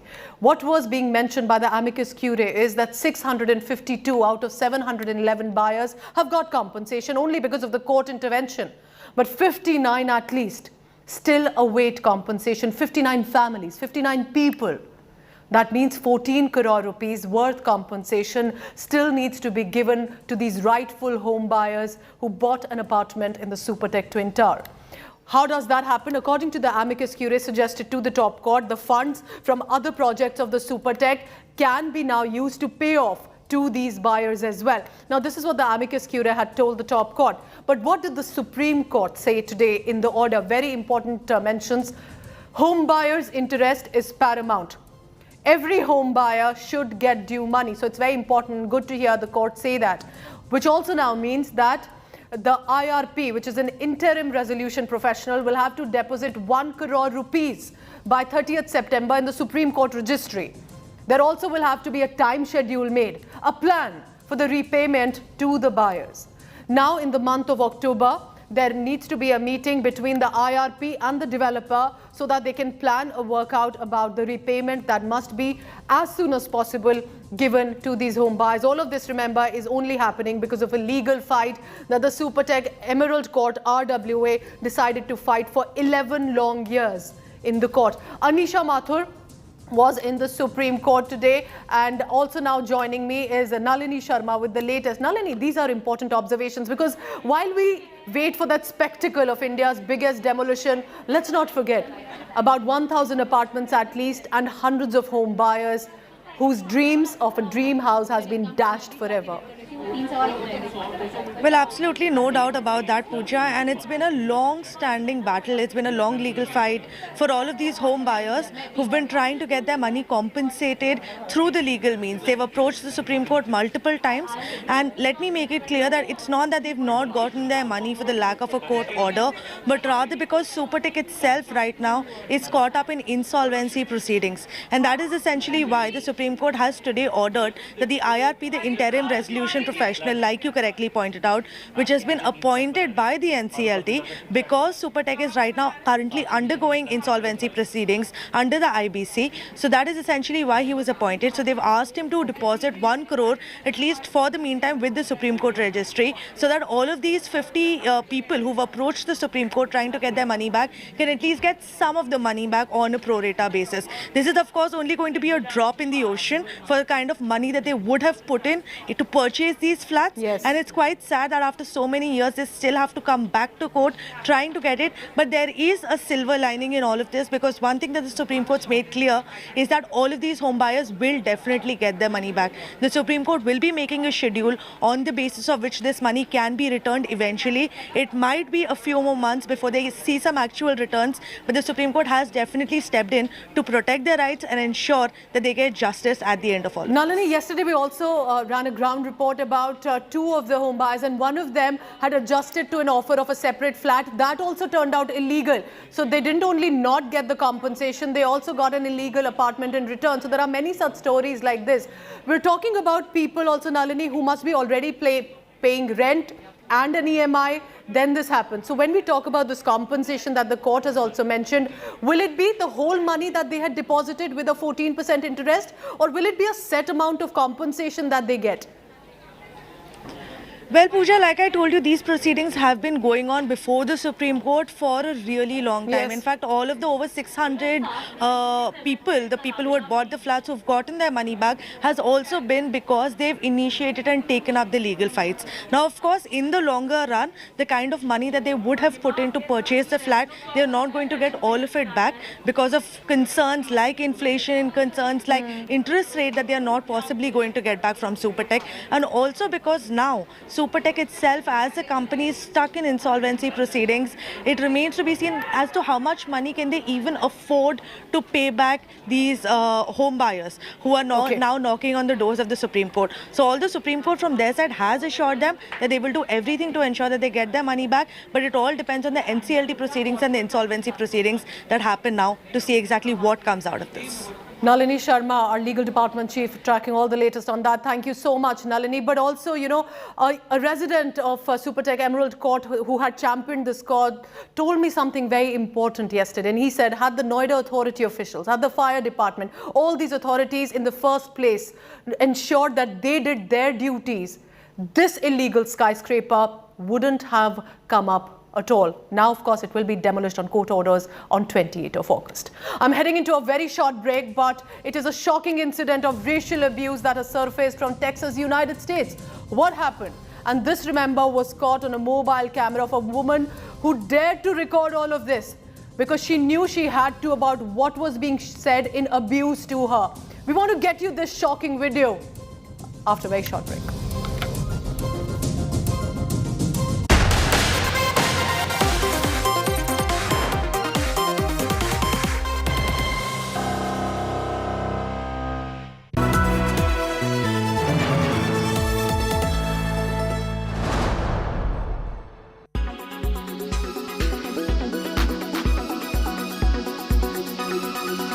Geeta, this seems to be that there is possibly an attempt, would you say, to provoke China further with this call to in fact invite the Dalai Lama to Taiwan?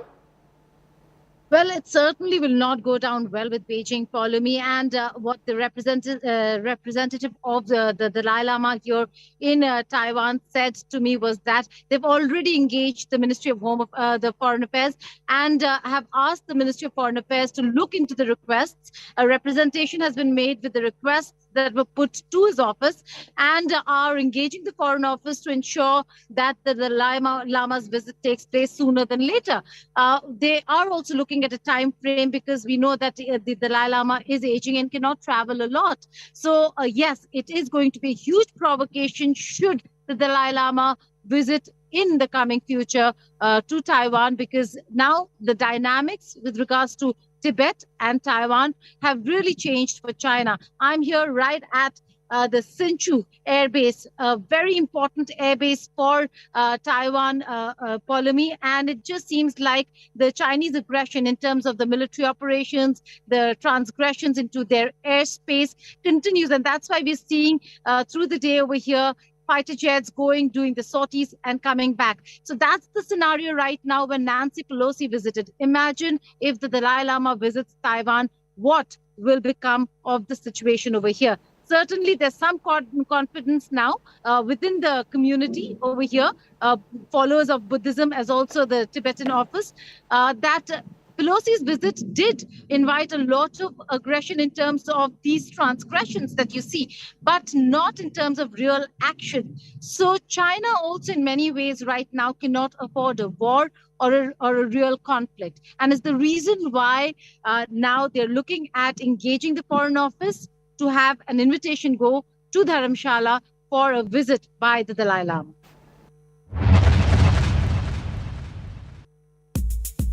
A new published report states who are the world's highest paid actors. And guess what? Tom Cruise is the highest paid Hollywood actor in the world. His movie Top Gun Maverick earned him $100 million. Now we do love seeing good old Tom in action. Well, right after him, it is Will Smith. Remember the Oscar slap? Yes, the same guy. He earned $35 million for Emancipation, but the film is yet to be released. It's scheduled to release in 2023. The film is based on a slave who escapes from Louisiana plantations. Following him is the Titanic movie star Leonardo DiCaprio, along with Fight Club star Brad Pitt. They both demanded $30 million. Well, following them are stars like Dwayne Johnson, Will Ferrell, Chris Hemsworth, Vin Diesel and Tom Hardy, who charged $20 million for their movies. Apart from this, the fan favorite Stranger Things star Millie Bobby Brown is the highest paid actress under 20. As per our sources, the rising star will earn $10 million for her upcoming series Enola Holmes 2. Millie gained fanship from her role in Stranger Things as 11. Fans are eagerly awaiting the final season of Stranger Things, which will air in 2023. Out of these megastars, who's your favorite? What do you think stars closer home in India earn? Tell us in the comments.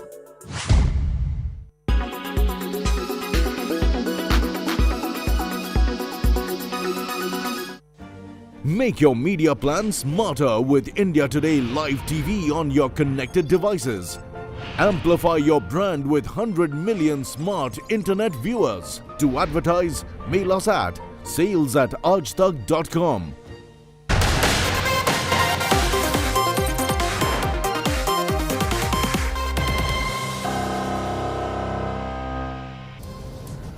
A shocking incident of racial abuse surfacing from Texas in the United States of America. A woman outside the 60 Vines restaurant in Texas's Plano was caught yelling racist, objectionable remarks at a group of Indian American women who were standing talking in a parking lot. This woman, as you can see on your screen, is abusing. She even struck one person in the face, swiping at the mobile phones of two of the women who decided and chose to film all of these objectionable remarks that have been said. At one point in time, the woman who identifies herself as a Mexican-American woman is even assaulting an Indian mother and her 3 friends. The Indian woman is then seen contesting the arguments made by this Mexican-American woman, and must I add that the Indian-American woman replied with a lot of dignity. She did not pass in return any racial slur, even though she was being subjected to the same. The entire incident caught on camera. The woman has now been identified. Take a look at that. Esmeralda Upton has been taken into arrest. She's also been issued a single charge of assault, bodily injury and terroristic threat, which are Class A and Class B misdemeanors as per American law. She has been now held with a $10,000 bond.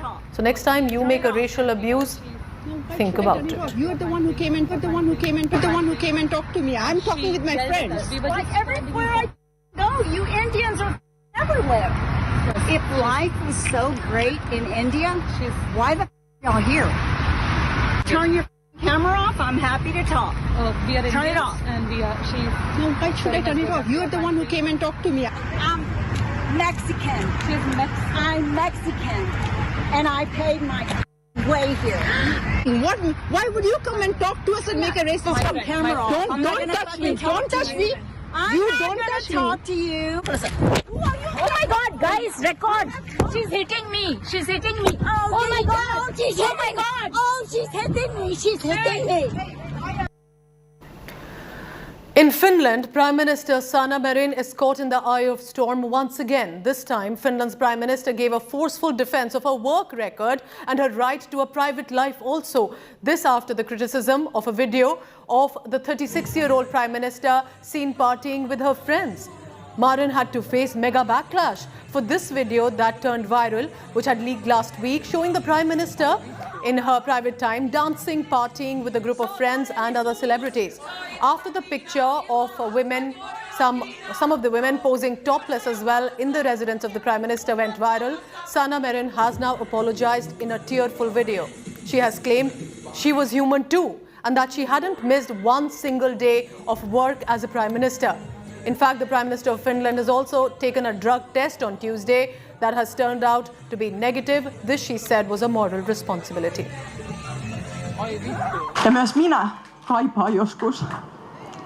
In my opinion, the picture is not appropriate. I apologize for it. That kind of a picture should not have been taken, but otherwise nothing extraordinary happened at the get-together. At the time, friends were spending the evening and going to the sauna. I feel like footage is being shot of me all the time, everywhere, and it doesn't feel good. Even normal things are made to look bad.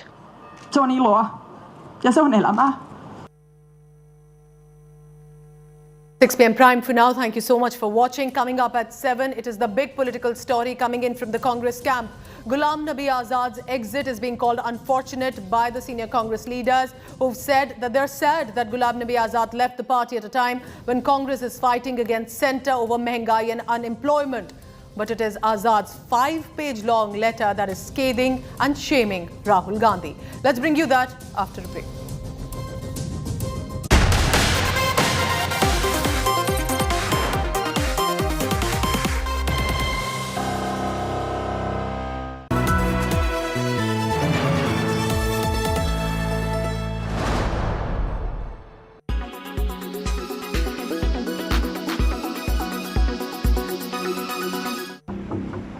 The Mittals were planning to move into their dream house, but they were cheated and instead left to deal with a nightmare. With the planned demolition of Supertech Twin Towers in Noida on August 28th, hopes of almost 1,000 home buyers are dashed. KK Mittal, a chartered accountant based in Pune, had made full payment for the flat he booked in the Supertech Twin Towers in 2009. But his dream house turned into his life's biggest battle. In 2014, the Allahabad High Court, while ordering the demolition of the tower, also asked the builders to pay interest and compensation at the rate of 14%. Then the builder got a stay from the Supreme Court. As buyers insisted on a refund or substitute flats, Supertech offered flats. Mittal accepted the builder's offer, but the apartment given to him has also turned out to be illegal. My mind, unless and until OC is given, physical possession of the flat cannot be given by the builder. But builder has given the flat. People are staying, and today also the occupancy is 100% of the Azure Tower.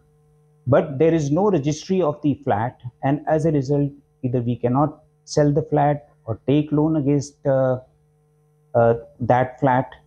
So we are in a catch-20 situation. Pankaj Kaushik had booked flats in both Sian and Apex units of Supertech Twin Towers.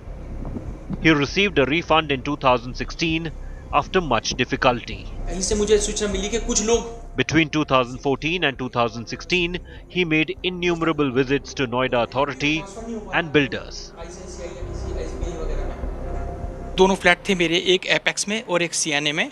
उन दोनों का ही मुझे refund मिल चुका है supreme court की कृपा से, और ये मुझे 2016 में रिफंड मिल गया था। बहुत सारी बड़ी जिद्दोजहद और केस फाइल करने के बाद और लड़ाई झगड़े करने के बाद मुझे ये मिला। For hundreds of buyers, their dream home has become a bitter nightmare. The least the government can do now is ensure that they get their rightful compensation and the officials behind the fiasco are punished. Bureau Report, India Today.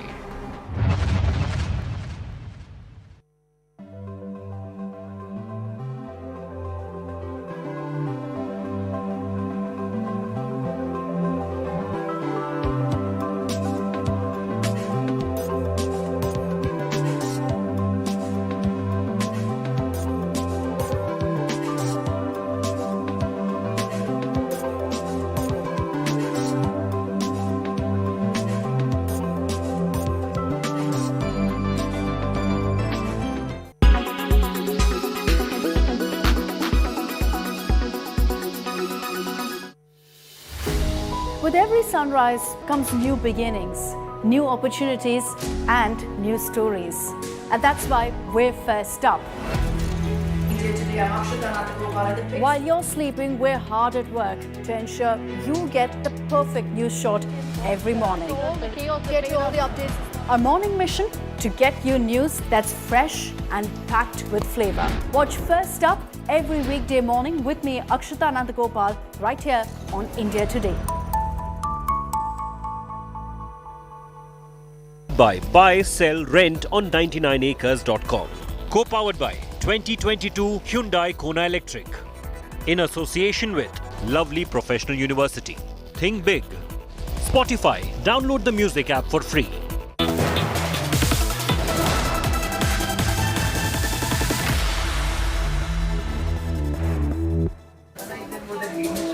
Good evening, viewers. You're watching 7 at 7, the only news bulletin where I curate the day's top 7 stories for our viewers. Our top focus, Ghulam Nabi Azad, in a scathing resignation letter, has quit the Congress party.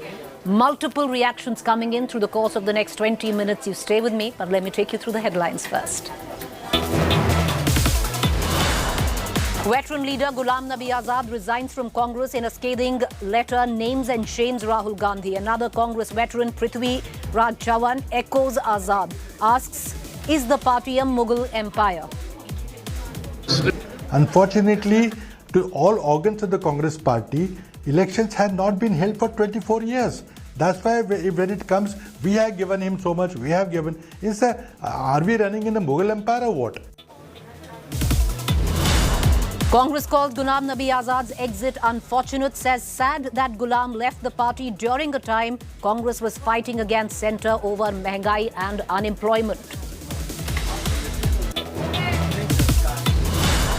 Trouble mounts for Aam Aadmi Party. LG flags irregularities in construction of additional classrooms in Delhi government. Says construction cost enhanced without tender.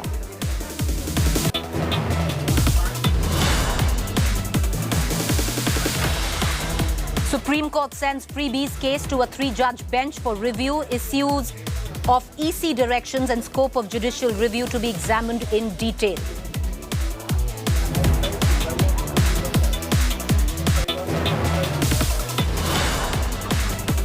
Savarkar showdown peaks in Karnataka after Congress Neta compares Savarkar to Jinnah. Chief Minister Bommai hits back, says Congress loves Jinnah. Karnataka High Court allows Ganesh Chaturthi celebrations at Bengaluru's Eidgah Maidan, the grounds at the centre of a polarizing political war. Sonali Phogat's death mystery deepens. CCTV video, night before death accessed. Video shows a drugged Sonali being taken away by a man.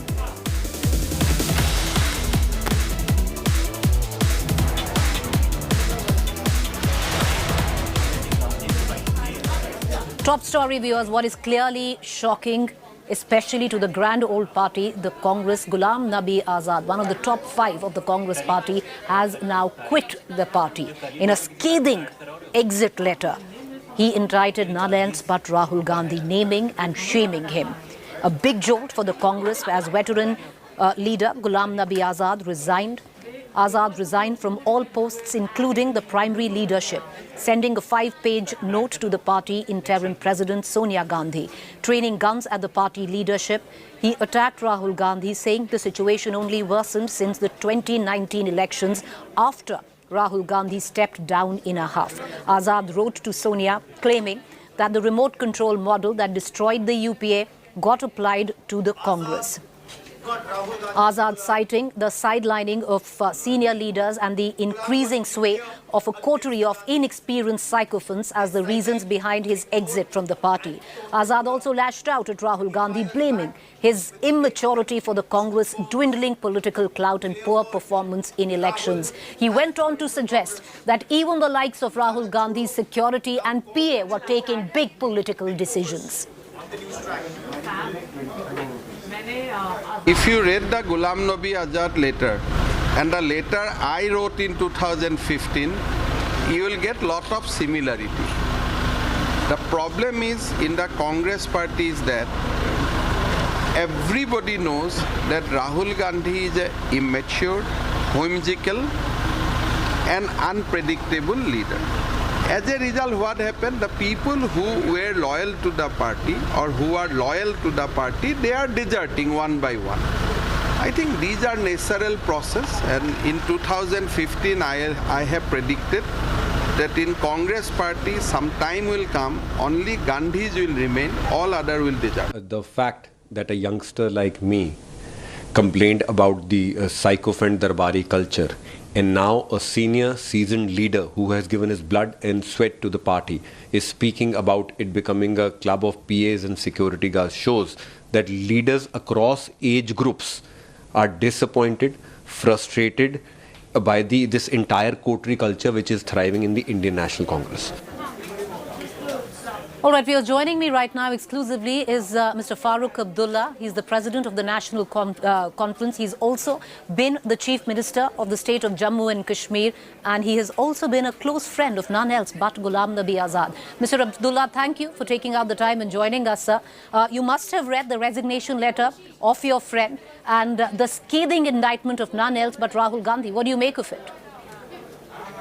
I feel very sad, extremely sad.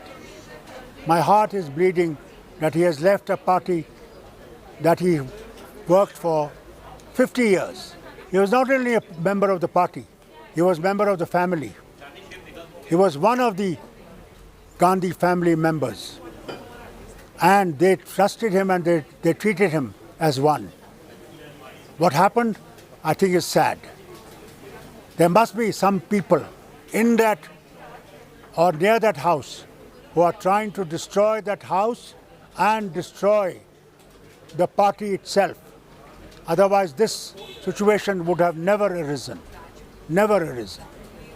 When they wrote that letter, it was 23, they had all the respect, and they still have all the respect for the family. And that respect will always remain. But they did not treat that letter as it should have been treated. That is one of the tragedies that these people have felt.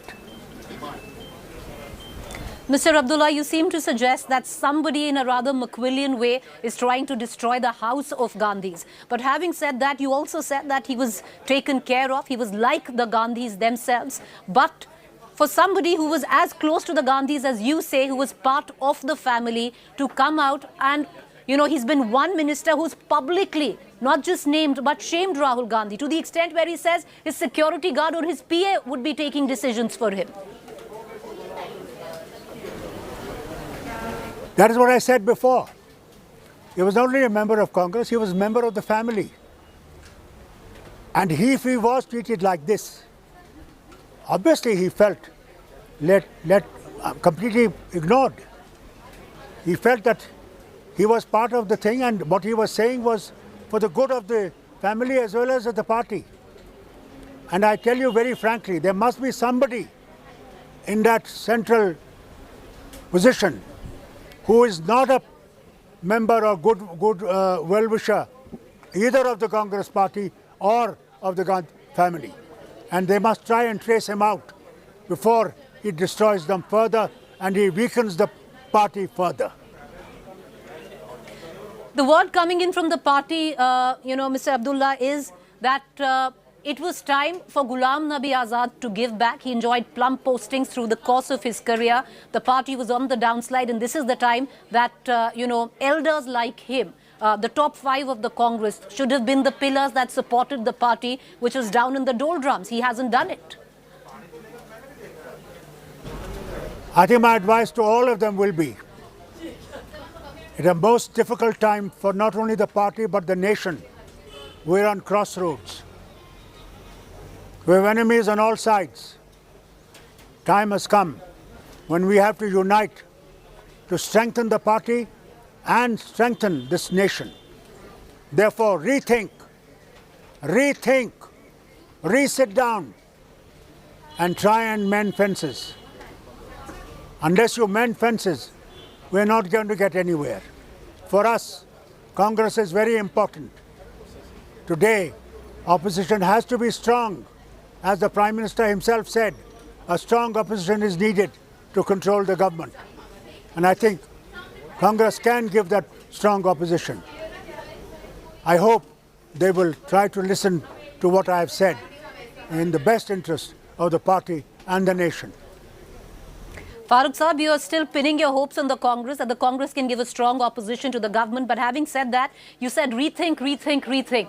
Is this the advice that you're going to give your friend Ghulam Nabi Azad, to possibly rethink? But what can be rethink? Abdullah Saab, after a resignation, in the public shaming that has gone in it of Rahul Gandhi? I think that I will advise every one of them, of those 23 and others, think for the nation and think for the party. Party will remain only if the nation will remain. If nation sinks, no party will remain. Therefore, rethink. Not once, but 1,000 times rethink. Farooq Saab, what are you thinking as being the president of the NC? Because Ghulam Nabi Azad is very clear that he is quitting, and your friend now is coming to Jammu and Kashmir and saying that he's going to launch his own political outfit from the grassroots level. Will the NC maybe look at, possibly in time, if he creates something tangible, plausible, to partner with him? Good luck to him. My best wishes. God bless him. Farooq Abdullah, appreciate you taking the time out and joining us. Thank you, sir, for taking the time out there. Farooq Abdullah asking Ghulam Nabi Azad and the 23, he said it thrice over in this course of the questions that I asked him, that all those 23, rethink, come together. Well, is it too little, too late in terms of advice? Well, time will only tell. Right now, with the latest resignation of Ghulam Nabi Azad, it surely seems so. Viewers, I want to now cut across to Mr. Sunil Jakhar, who a few months ago, after the debacle of the Punjab elections, had quit the party and said that he blamed none else but the top leadership, Rahul Gandhi himself. We also are joined by Priyanka Chaturvedi. Well, she quit the Congress a long while ago and built her own career. These are two sides, the two polar sides of the Congress. One, the old guard, the other, the younger guard. Both unhappy, both have quit the Congress. Jakhar Saab, my first question to you only. You must have seen the resignation of Ghulam Nabi Azad. The letter, very, very scathing. A lot more criticism heaped on Rahul Gandhi than what you did in your resignation. I'm saying he has reaffirmed all that I had said when I said goodbye to Congress about 3 months ago. I think he has gone through the same process. He has been humiliated, and rather than resolving the issue, I think the Congress leadership of the people whom he called Ghulam Nabi Azad Sahib in his letter said the coterie of sycophants, they have perpetuated this situation. And this is the result why Ghulam Nabi Azad, a stalwart of Congress, had to resign. Priyanka Chaturvedi, what went through your mind when you read the resignation? Because you quit the party for whatever the reasons that you did for. But do you agree with Mr. Jakhar where he says, that Ghulam Nabi Azad is right, he was humiliated and it was time he moved on? So I was not surprised with the resignation, but what surprised me was the tone and tenor and the timing of this particular resignation letter, simply because every charge he's made is in hindsight, and after having been in the Congress party for over 4 decades, almost 5 decades, enjoying top 5 positions in the party, enjoying ministries across the various governments that Congress party was a part of, being the Chief Minister of Jammu and Kashmir, and like I said, in organization also he was amongst the top 5. So it was surprising with the tone and tenor that was used and the attack that was made in that particular letter. Jakhar Sahab, you say he was humiliated and it was time he went, and his criticism is right, but the party, the Congress party that you once belonged to, is saying, that he was an elder. He enjoyed plum postings during his career. Not many did. You wanted it, you didn't quite get it. It was time for the likes of him to give back to the party when the party was on the downslide. But I cannot comment upon what Azad Sahab has, plum positions he has served at. But in my position, yes, we have been with the party for the 50 years. We have stood by thick and through thick and thin times, tough times when even the shadow had left Congress leaders, when likes of Ambika Soniji, who hoisted the flag on this 15th August in Mrs. Gandhi's absence, she was asked to do this while Mr. Azad was standing there. He is the senior most CWC member. Mrs. Sonia had left, not only left Congress after emergency, but she had called all kind of unsavory names against Mrs. Gandhi. She had contested against her, and on her bidding, I was issued a notice the sole purpose of trying to insult and humiliate me.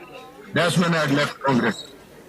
Jakhar Sahab, you talk about the sycophancy there where, after Sonia Gandhi, it should have been the likes of Ghulam Nabi Azad who unfurled the flag of the Congress, but an Ambika Soni did so. It was at her bidding. So you talk about the sycophancy that Ghulam Nabi Azad has also underlined in his letter where he's been aggrieved. But Priyanka, I'll ask you one quick question, and that comes from, there was always a push between the old guard and the new guard, where the new guard always felt that they didn't quite was given the space, and it was time that the old guard was graceful and allowed the new guard to come in and take charge.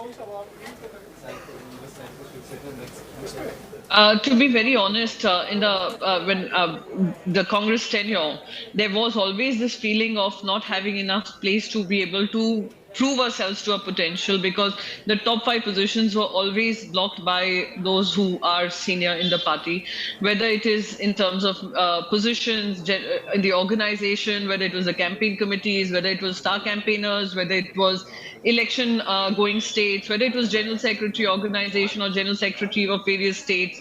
So yes, there is a churning. Whenever the new order comes in, the old order changes. But the old order not willing to let go and making it such a bitter parting is actually quite unfortunate. Whether the new order is successful or not successful is for time to decide and for people of this country to decide. But not letting go of that charge and having faith in the next generation is, I think, speaks about wanting to keep, holding on.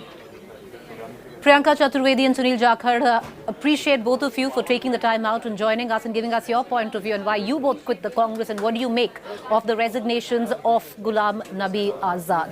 With that, viewers, I want to quickly shift focus to the other big developing news that we're tracking very, very closely, and that is the death mystery, which is only deepening when it comes down to actor and politician Sonali Phogat. Now, the accused has told during interrogation that 1.5 grams of MDMA was prepared for the party by putting them in a bottle. Sonali was given drugs from that same bottle.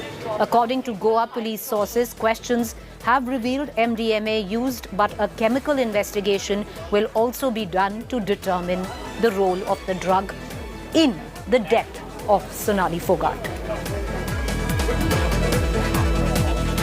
Well, the fact is, this comes in, viewers, as a stunning twist to the murder mystery which continues to deepen. The family of Sonali Phogat is clearly saying that this is not death by a cardiac arrest, which initially was the theory behind the death of Sonali Phogat, but it's a deeper mystery and there are people involved who killed Sonali Phogat.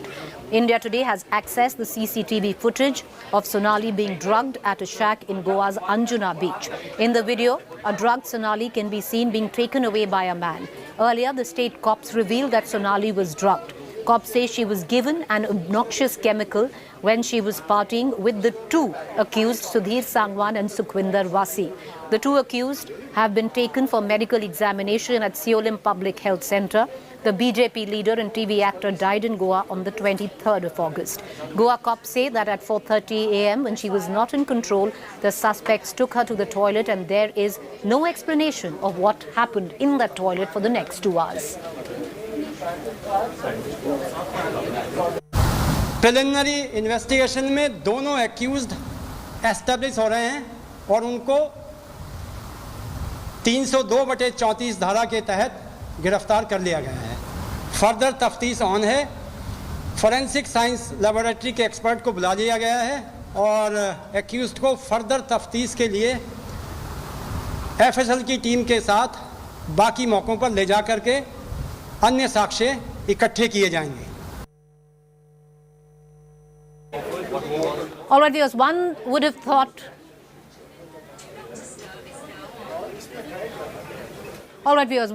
thought that the entire face-off between the LG, the BJP and the Aam Aadmi Party would have ended with just the liquor policy face-off. No, there's something else which is brewing. A fresh political tussle has erupted between the Aam Aadmi Party and the Delhi LG, VK Saxena. The Delhi LG, Vinay Kumar Saxena, has sought a report from the Chief Secretary over the delay of 2.5 years on 2.5 years of acting upon the CVC inquiry report. The LG has also recommended a detailed investigation into the construction of extra classrooms in Delhi government schools. The CVC report found gross irregularities and procedural lapses in execution of the projects for the Delhi government schools. The report that was sent was taken a serious view by the LG. The inordinate delay that appears to be obvious attempts at covering up gross malpractice pointing towards corruption is what the LG says. The LG Secretariat had received a complaint enclosed in a copy of the CVC communication to Directorate of Vigilance.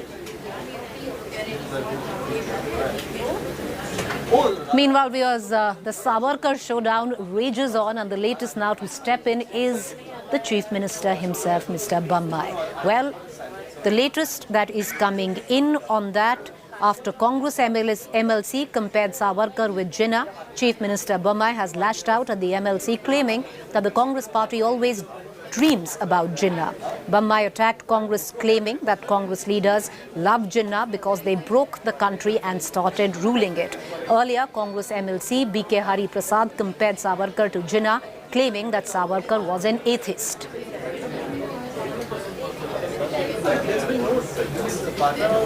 Muhammad Ali Jinnah ಅವ್ರಿಗೆ ಇತಿಹಾಸ ಇನ್ನೊಮ್ಮೆ ಓದಂತ ಹೇಳಬೇಕು. ಅವ್ರಿಗೆ ಯಾವಾಗಲೂ ಕೂಡ ಬರೀ ಜಿನ್ನಾನೇ ಕನಸಿನಲ್ಲಿ ಕಾಣೋದು. ಜಿನ್ನಾ ಅವರೇ ಅವ್ರಿಗೆ ಕಾಂಗ್ರೆಸ್ನವ್ರಿಗೆ ಭಾಳ ಪ್ರೀತಿ. ಯಾಕಂತಂದರೆ ಆ ದೇಶವನ್ನು ಒಡೆದೇ ಅವರು ಆಡಳಿತ ಪ್ರಾರಂಭ ಮಾಡಿರುವಂಥದ್ದು. ಹೀಗಾಗಿ ಅದರಲ್ಲಿ ಹೆಚ್ಚಿಗೆ ವಿಶ್ಲೇಷಣೆ ಮಾಡುವಂಥ ಅವಶ್ಯಕತೆ ಇಲ್ಲ, ಆಶ್ಚರ್ಯನೂ ಇಲ್ಲ ಅವರು ಹೇಳಿದ್ದಾರೆ. ಸಾವರ್ಕರ್ ಒಬ್ಬ ನಾಸ್ತಿಕರನ್ನ ತಗೊಂಡೋಗಿ ನಂಬಿಕಸ್ಥರ ಜಾಗದಲ್ಲಿ ಇಡೋದು ಅಂದರೆ ಹಾಸ್ಯಾಸ್ಪದ. ವೀರ್ ಸಾವರ್ಕರ್ದ ಆತ್ಮಕಥೆ ಆತ್ಮಚರಿತ್ರೆ ಓದಿಲ್ದಿರ್ತಕ್ಕಂಥವ್ರು ರಾಜಕೀಯ ವಿಶ್ಲೇಷಣೆ ಮಾಡದೆ ರಾಜಕೀಯ ಹಿತಾಸಕ್ತಿ ಇಟ್ಕೊಂಡು ಇದನ್ನು ಮಾಡೋದು ನೋಡಿದಾಗ ಏನು ಹೇಳಬೇಕು ಅನ್ನೋದು ಗೊತ್ತಾಗೋದಿಲ್ಲ.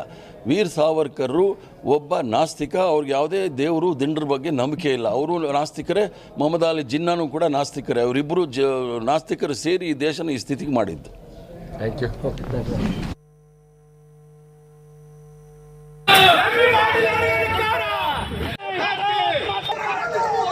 You just heard Chief Minister Bommai, him coming in, reacting on the entire showdown which is raging on in Karnataka on Savarkar. After Congress MLC compared Savarkar with Jinnah, Chief Minister Bommai has lashed out at the MLC, claiming that the Congress party always dreams about Jinnah. He attacked the Congress, claiming that Congress leaders love Jinnah because they broke the country and started ruling it. With that, I'm going to go into a quick break. You stay with me. On the other side is our fact check segment.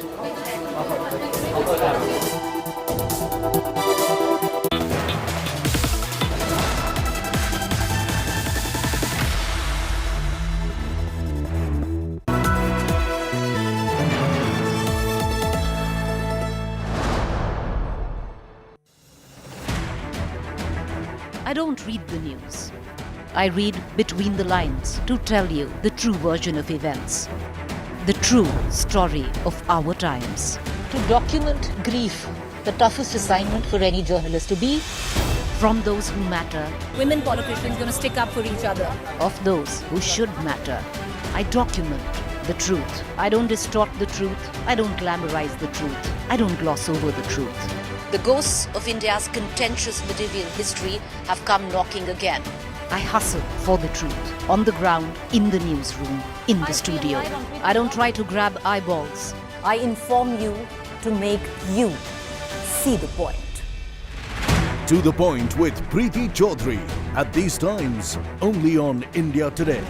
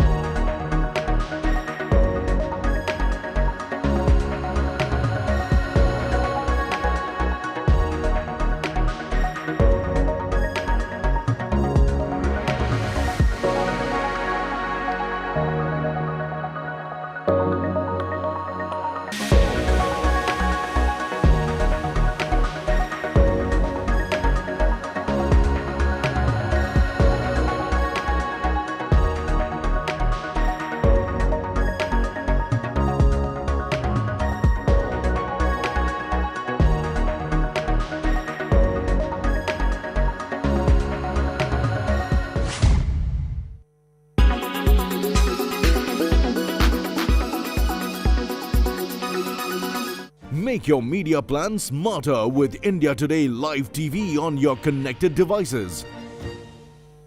Make your media plan smarter with India Today Live TV on your connected devices.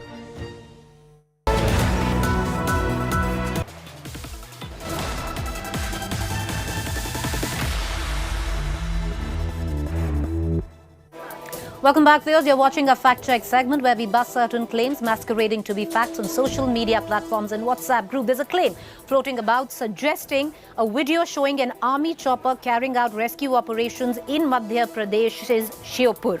Well, factually incorrect, fake news. Video is from 2021 from a rescue operation in Andhra Pradesh, nothing to do with MP. Without a quick break, stay with us. On the other side is To the Point.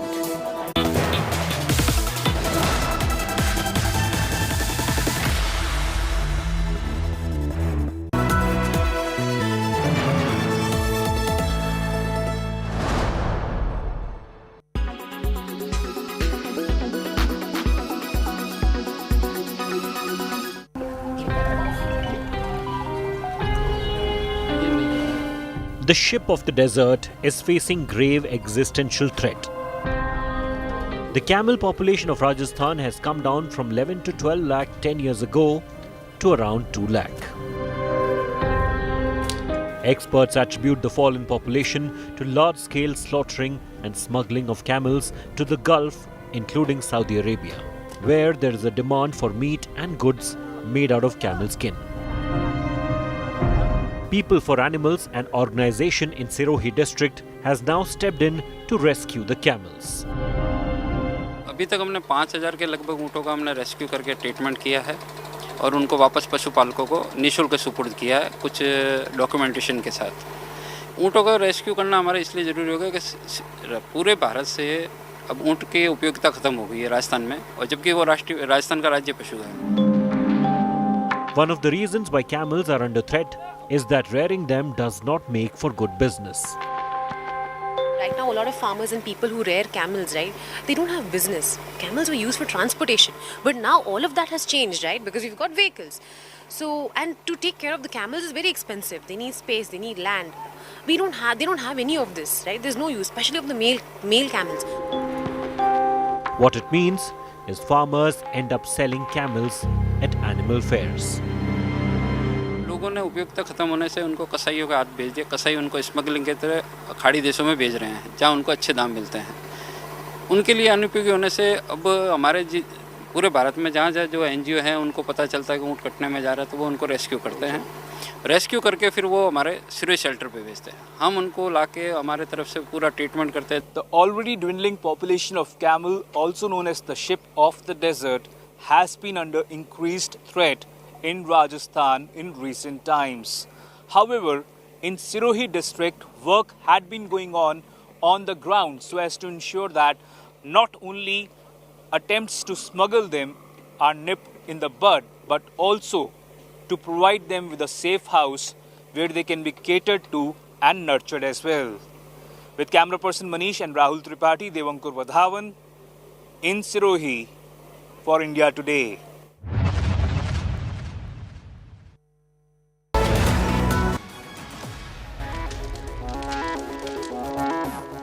In association with Amrita Hospital, Faridabad.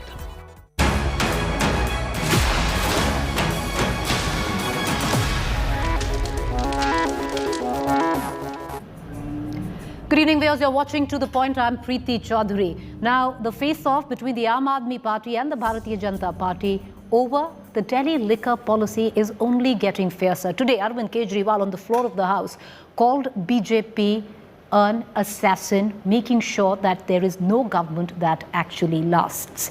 On the other hand, the BJP says here there's more proof of indictment where the Aam Aadmi Party is concerned in corruption where the liquor policy is in question.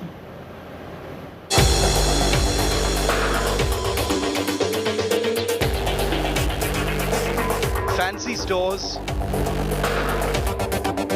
1+ offers, and a staggering revenue of around 9,000 crore for the Delhi government from license auctioning. But the Aam Aadmi Party government's new excise policy for liquor sale in the city was short-lived. Central agencies have launched investigations into accusations of corruption, kickbacks and irregularities in the implementation of the new system.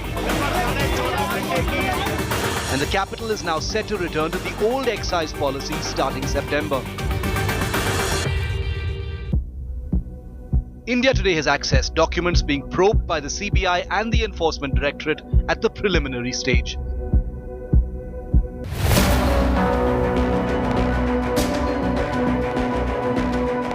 These papers have led investigators to suspect that the new excise policy could have been designed to favour liquor retailers in the first place.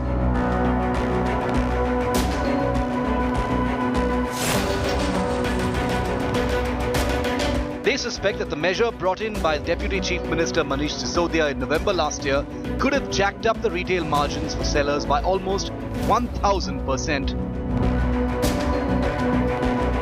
Here's the breakdown of retail margins for a 750 milliliter bottle of a single brand from available documents.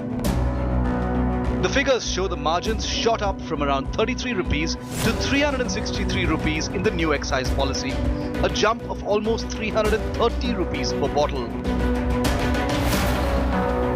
Conversely, the consumer ended up paying more for the same quantity, from 530 rupees earlier to 560 rupees now. In the old system, the excise duty stood at around 224 rupees for a bottle of a liquor brand worth 530 rupees. In the new policy though, the duty was fixed at just around 2 rupees shelled out by liquor vendors for the same bottle, a dip of over 98% in tax collections.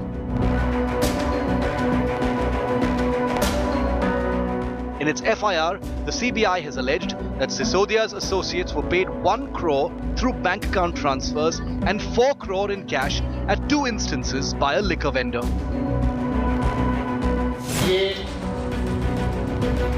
सारे case फर्जी हैं। मैं एक ईमानदार आदमी हूँ। In fact मैं अरविंद केजरीवाल जी की टीम में हूं ही इसलिए कि मैं एक कट्टर ईमानदार आदमी। On its part, the BJP has demanded an explanation from the Aam Aadmi Party government in Delhi.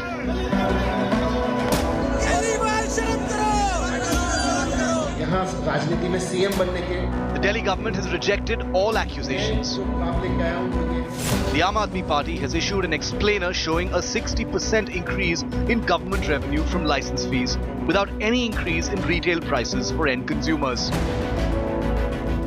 As far as revenue is concerned, the expected revenue from the new policy was rupees 9,500 crore instead of 6,000 crore rupees, which was there in the old excise policy. However, because shops not opening in the non-conforming areas, that target was not matched. And as per the Delhi government sources, what we are learning as of now is that the idea to increase the license fee of the license holdees was that, you know, this would actually streamline the entire system, and it would also weed out the illegal liquor sale in Delhi, which was happening because of high excise duty which was there in the old policy. Modi ji फर्जी FIR लिखवा रहे हैं मेरे खिलाफ। The Deputy Chief Minister has called the FIR bogus. जब इन्होंने red भी एक ऐसी एफआईआर पे, जैसा मैंने कहा कि सोर्स से की हुई है, और मैं पूरा अभी एक्साइज चिल्ला रहे थे। ये पहला ऐसा भ्रष्टाचार है जहां जनता के ऊपर कोई बोझ नहीं डला, सरकार को कोई नुकसान नहीं हुआ, बोले भ्रष्टाचार हो गया। हवा में चल रहा है एकदम। मैंने इसीलिए कहा धूल में लठ मार रहे हैं। As the CBI and ED investigations progress, there is no immediate end in sight over the raging political war between the Aam Aadmi Party and the BJP over the issue of alleged corruption. With Amit Bhardwaj, this is Munish Pandey in Delhi for India Today. All right, viewers, let's get you both versions right now. I want to pull in my colleague Munish Pandey, who's joining me from the newsroom, who's been keeping track of all the CBI developments, the charges, the annexure, which comes in with the FIR. I'm going to get him in, as well as Amit Bhardwaj, who has been speaking to the Aam Aadmi Party, who's been getting in all the documents from the Delhi Excise Department. Two very different points of views there. Munish, will you elucidate what are the charges that have been laid by the CBI which say that, listen, look at this is blatant corruption? Yeah, well, Preeti, as far as the Central Bureau of Investigation is concerned, remember there is one FIR where Manish Sisodia is accused, number one, and there are three main allegations. The first one is of corruption, and that becomes very important. And according to CBI's FIR, a copy of which is available with India Today, according to CBI's FIR, liquor vendors paid money to the associates of Manish Sisodia. That is charge number one. Charge number two is that the policy was tweaked in a way that it basically benefited the liquor vendors. And third is the policy was designed in a way that the profit which was generated in this entire liquor business through the new excise policy was basically for the liquor vendors. So these are the three main charges. But coming to the point, the documents which we have accessed, and here lies the entire investigation, the line of investigation which both the Central Bureau of Investigation and Enforcement Directorate are, on the very same lines they are investigating. Now I have these documents, and according to Central Bureau of Investigation and Enforcement Directorate, both the agencies, the liquor price for a 750 ml of a particular brand was 530 rupees, for which in the earlier regime, the excise duty and VAT duty was around 329 rupees. But in the new policy, it was reduced to 1%, and the total benefit which the government was getting was 4 rupees. That is less than 325 rupees lesser than what they were used to get earlier. That is, I'm talking about a particular bottle of a particular brand of liquor. Now, coming to the main point, this is the document which we have. According to this document, earlier the retail margin for a bottle of liquor which was worth rupees 530, the margin was 33 rupees and 35 paise. But in the new policy, the retail margin was increased, and it was increased to more than 10 folds, 989%, and it was 363 rupees 27 paise. So what ED and CBI are essentially looking that when the revenue declined to almost 98% lesser than what the government was generating in earlier policy, the revenue for the liquor vendors increased by almost 989%. So where this money was going, was it going directly in the accounts of the liquor vendors, the liquor lobby, or this money was also going to the Aam Aadmi Party leaders, specifically to Manish Sisodia and the other ministers? Manish Pandey, appreciate you joining us. I want to bring in Amit Bhardwaj, who's getting us the very latest from the Excise Department. Amit, you know, the Aam Aadmi Party contends that these charges are fabricated. What they say is, you know, we'd already taken the money up front when we auctioned licenses. So the reduction of excise was made by, you know, auctioning licenses upwards and over of 5 crores a license. Well, absolutely right, Preeti. You know, in fact, we have to also refer to the Rule 153 and 152 and 154 of Delhi Excise Rules 2010, which allows the government to change the rate of the excise duty as well as the license fee from time to time as per their convenience, as per whatever they feel, you know, could be the right step. And this is not a new trend that has happened in Delhi, but it has been happening for quite a while. In fact, this time around, what we saw was a revolutionary change in terms of the license fee that is received from the license holdees of different categories of liquor vends, be it L1, L7 and the other categories. So what the basic difference that we are getting here between the old excise policy and the new excise policy, that is of year 21-22. So I'll just read out from the data that we have received from the Excise Department, Delhi Excise Department. You know, in the old policy, L1 license fee, per shop, it used to be 10 lakh rupees per year. And this has been now increased to 5 crore rupees per year, which means nearly 5,000% increase in the revenue, upfront revenue for the Delhi government, for the Excise Department. Now, if you go for the L7 licenses, which is basically for the retailers, you know, earlier in the old policy, it was 8 lakh rupees per year per shop. That was the license fee. Now, there's a big drastic difference out here. The license fee in the liquor policy, excise policy for the year 21-22 for L7 for the retailers was increased to 11 crore 18 lakh rupees per year per shop. So this is nearly 14,000% increase in the rate. So basically, you know, if you look at the whole idea of changing the excise policy in the year 21-22, there was a committee which was set up. The committee sent it to the group of ministers, and there were 5 points that were looked into. And, you know, what we have also learned from our sources is that there were instances like Munish was just reading out the rate and the excise duty for a particular brand. So there were instances where the excise duty was up to 300% on particular brands, Indian brands. So which would mean that many of the license holders might indulge in illegal selling of the liquor so that they can save on that particular 300% of tax, and they can actually sell it out for 200 or 3 at a much cheaper rate, which means loss of revenue for the government, but gain of revenue for the illegal liquor vendors. Well, back to you, Preeti. There are charges and then there are counterpoints that have been made by the Aam Aadmi Party. It's all now up to the CBI to actually prove the charges that they have laid. But the fight has also become highly political, viewers. So I'm going to draw in our political panel for this evening. Thank you, Amit, for joining us. Jasmine Shah from the Aam Aadmi Party, he's joining us, spokesperson. I also have BJP MP Aparajita Sarangi. Ms. Sarangi, you know, the fact is, when you look at the claims and the charges that have been laid by the CBI, the Aam Aadmi Party says, wait a minute, we have an explanation for everything. Oh, very good evening. And I must compliment you for this kind of investigative journalism. This is a very good report that you actually shared with the people who are watching you at this juncture. Now, let us talk with facts and figures.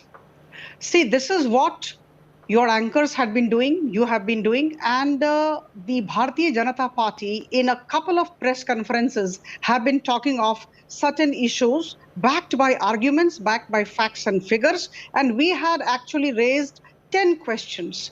Unfortunately, we could hear about the school model and the health model, but we couldn't get answer to those questions. Now here, let us understand. See, there are two things when we talk of a policy. I have come from the government, so I know, how things function within the government. When a policy is drafted, we look at two things. The intention of the government which drafts the policy, and number two, the method of implementation of that policy.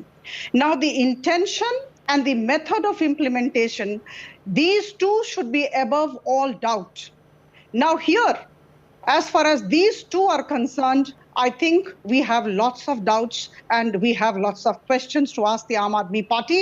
And Aam Aadmi Party, unfortunately, has not been able to answer. The new excise policy came into effect on 16th of November 2021. We all are aware of it.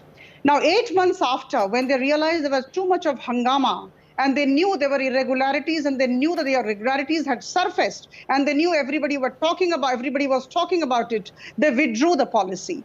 Now, if they knew their integrity was beyond doubt, if they knew everything was fine, then why did they withdraw the policy? That's the question. Now, here is a group of people in the Aam Aadmi Party, with all regards for all the leaders, I must say this, they are full of sound and fury, signifying that all is not well. They have been, holding series of press conferences answering everything but not the questions that are being posed. Now, here what happened? There were irregularities. Then the LG, Mr. Saxena, called for a report from the Chief Secretary. The Chief Secretary submitted reports, scathing attack, and many procedural lapses. Now it is linked to the method of implementation of the policy, came to the surface, and of course, thereafter, LG requested the CBI to go for raids. Now, when the Chief Secretary submitted the report, he talked of two things. One, procedural lapses, violation of rules, and number two, post-tender undue benefits to liquor licenses. Right. So I think, yes. Can you hear me, Preeti? Ma'am, we can hear you. Please finish your point and then we'll go to the Aam Aadmi Party spokesperson. Yes, that's it. So these two things actually, Chief Secretary reported to the LG, and then LG, of course, asked the CBI to get into it. CBI and ED are on the job. They are getting into things, meticulously working day in and day out. And as we say in Hindi, doodh ka doodh, pani ka pani ho jayega. But one thing, of course, before I conclude, as my opening remark, I must say one thing. See, interestingly, there was 87% increase in the liquor sale after the coming of this policy. But then, it was hoped that we would be having a revenue of rupees 9,500 crore, which was also... It didn't translate into revenue, yes. But then, it came down to rupees 1,450 crore. Loss of 8,050 crore. So how do you explain this? I'm going to bring in... I want to bring in Jasmine Shah into this conversation. Jasmine Shah, pertinent points which Ms. Sarangi has raised, which the CBI is also raising. One of them particularly on bringing down the excise from 200% on a bottle to 1.88% on a bottle. Preeti, I think first, let me just put some facts about the excise policy straight. Because one needs to understand, rather than throwing random allegations, throwing numbers, helter and skelter, let's understand what the excise policy sought to achieve. And I must credit your journalists, they got the right point. That earlier, like in many regressive regimes, the entire tax was collected after the sale of the bottle, which is up to 300%. And therefore, there was a lot of incentive for the shopkeepers to sell through extra legal manner. What Delhi government did is collected the entire tax upfront and reduce the tax on sale. And what did that achieve? You can ask the question, eventually the proof of the pudding is in the eating. When the new policy kicked in, the state government revenues jumped from 6,000 to 9,500 crores. That was what the bidding amount was. Now, there was only one catch. This bidding amount would have been realized if the LG had allowed the 850 excise or liquor shops to open in Delhi. If you can build the finest bridge and a tollway, but if you not allow vehicles to pass through the bridge, then how are you going to collect the revenues? And that is exactly where, this entire policy was weakened. 2 days before the policy came into implementation, Delhi LG prevented excise or liquor shops from opening in 1/3 of part of Delhi. Regardless, let me put this on record that in the first year itself, the jump in revenues in 2020-21, the excise revenues was 4,100 crores. In 2021-22, it was 5,400 crores. So this is the first scam, Preeti, where they're claiming that there is a huge scam, but the government coffers, the revenues increase. And if I ask the BJP spokesperson, scam kahan pe hai? Kitne rupiyon ka hai? What is the amount that you are claiming? You yourself are not clear, ma'am, because CBI FIR talks about some random figure. CBI FIR doesn't even talk about where is the involvement of Mr. Manish Sisodia. It talks about one liquor shop owner transferred some money into the account of another liquor shop owner. And it's been 7 days now that the CBI has raided the house of Deputy CM. What is the evidence? What did they find? Doesn't the people of the nation deserve answers to all this? So it's very convenient to hide behind roundabout arguments. The plain question is, what is the scam? What is the amount of the scam? And third, what has happened to the CBI raid on Manish Sisodia's house? Was this not just about Operation Lotus, which the Aam Aadmi Party has been claiming about toppling Delhi government, just like you have toppled the governments of Maharashtra, Meghalaya, Karnataka, Madhya Pradesh, Manipur, Assam? I can go on and on. But the reality in the front of the nation is that this is nothing but an attempt to unsettle Arvind Kejriwal as he is striking ground in Gujarat. The ground beneath your feet is sinking. Aam Aadmi Party is today emerging as the national opposition, and therefore you're holding the crutch of your CPI and EDI. Kal you talked about liquor policy. Today you're talking about classrooms. Tomorrow you'll talk about mohalla clinics. So please make up your mind, ma'am. What is the issue? Where is the scam? Okay, Ms. Sarangi, there are so many figures, permutations, combinations that are floating about, what Mr. Shah is also saying. What is the scam in terms of hardcore money that there is a trail to, which leads to Manish Sisodia? See, CBI is doing its job, and I think all of us need to have a lot of faith in the ability of these institutions to deliver, and they would be filing the charge sheet and all the figures would come out. But at the same time, I would like to quote the LG. He's a very senior IAS officer, and we must trust him. Certain institutions have to be trusted. The institution of LG also needs to be trusted. Now here, I have the report of the LG with me. Please allow me to read out just 30 seconds.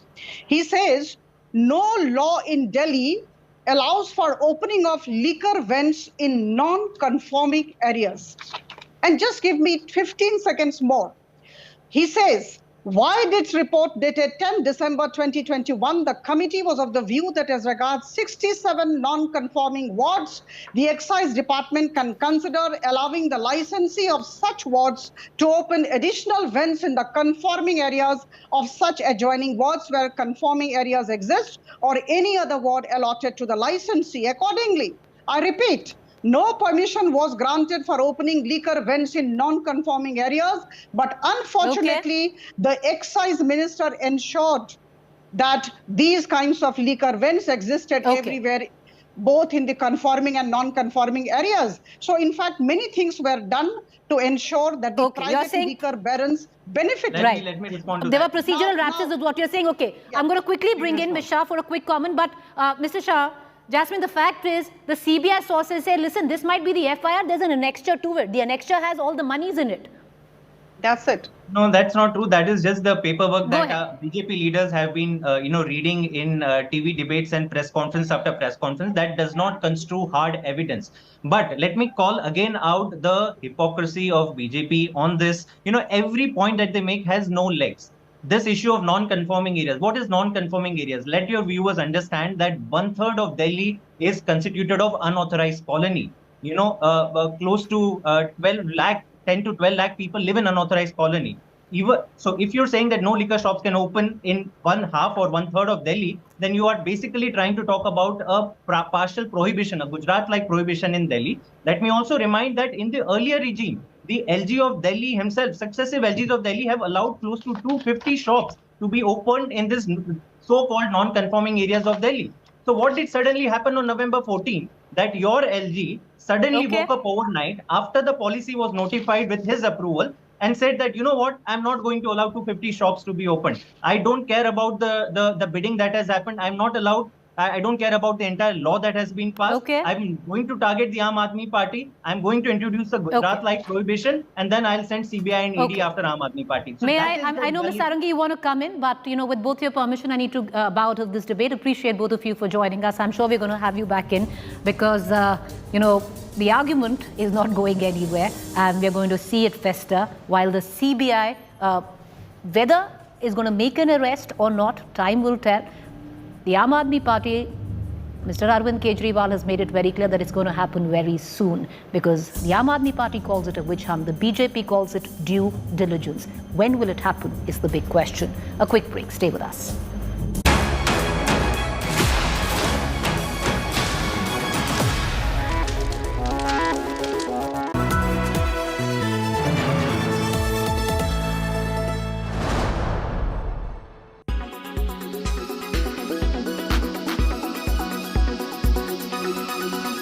जो भी हुंदा है वो हम कर दें या फिर हम हवा विच एवं ही उड़ते फिरते हैं यहाँ से वहाँ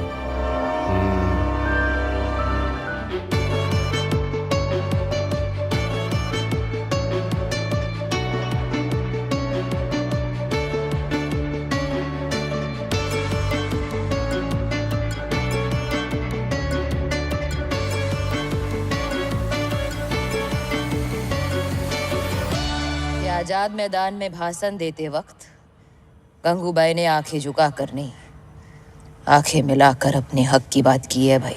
I can see dead people. बचपन से भूतों के बीच पला बड़ा हूं मैं। कश्मीर के मसले का एक ही हल,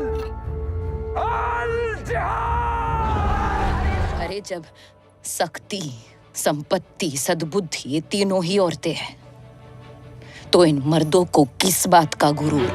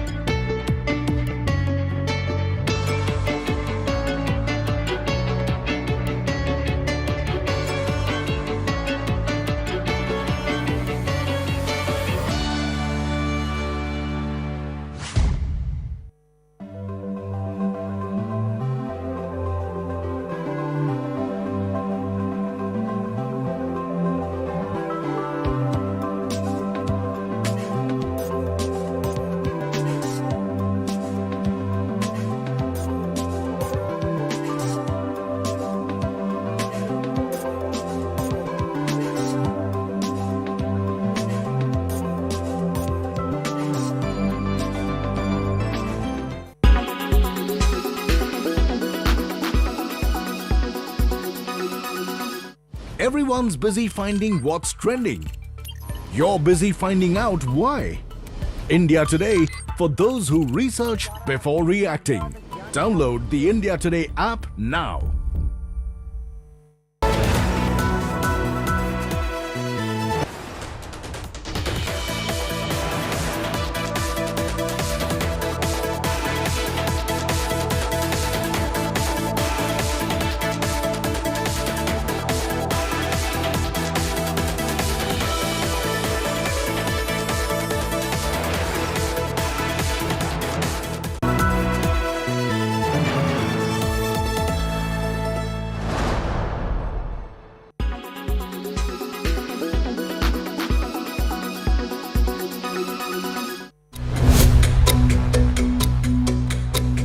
So there has been a lot of talk recently about a security vulnerability on smartphones known as the dirty pipe vulnerability. Now this one has the potential to infect major Android smartphones and any other device which is functioning on the Linux operating system.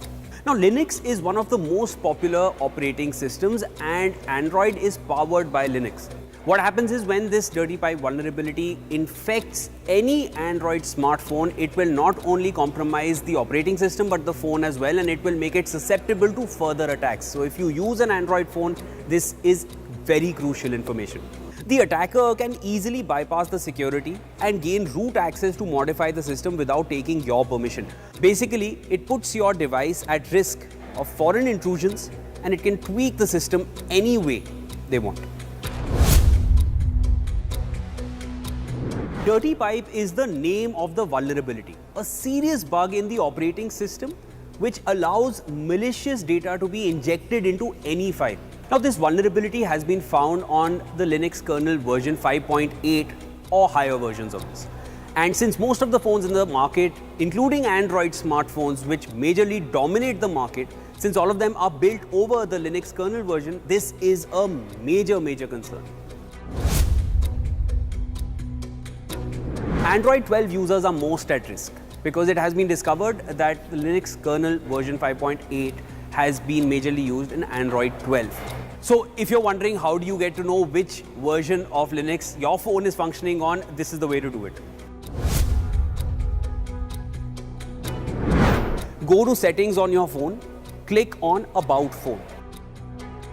Scroll down to the Android software version, tap on it, and that will tell you the Linux kernel version that your phone is on. So if the Linux kernel version that your phone is functioning on is 5.0 and below, then your phone is really not in danger. But if the Linux kernel version is 5.0 and above, then make sure that you check for any updates on your smartphone. And if you don't find any, then do contact the smartphone manufacturer to ensure that your phone remains safe.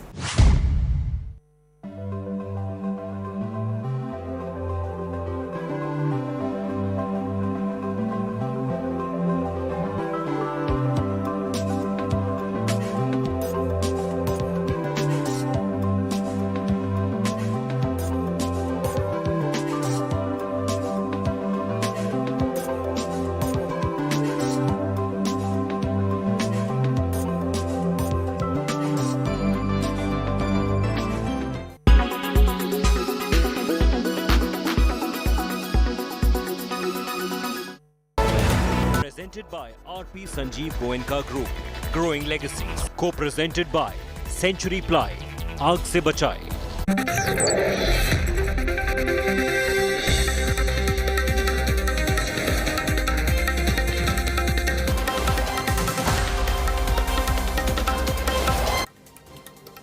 Hello and welcome. You're watching the news track. I'm Gaurav Sawant. Congress veteran leader Azad today declared he is no longer Rahul Gandhi's Ghulam. In an explosive 5-page resignation letter, Ghulam Nabi Azad gave out a very clear message. Rahul Gandhi has ruined the Congress, according to him. Now, will this lead to introspection in the Congress party? Azad, not Rahul Gandhi's Ghulam.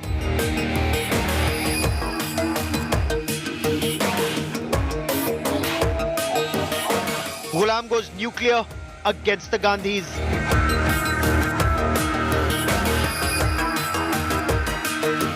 They sidelined, ignored and taunted Ghulam.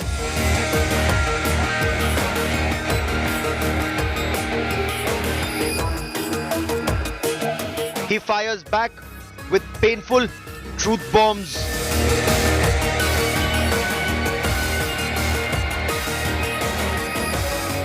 Clear word, Rahul has ruined the Congress.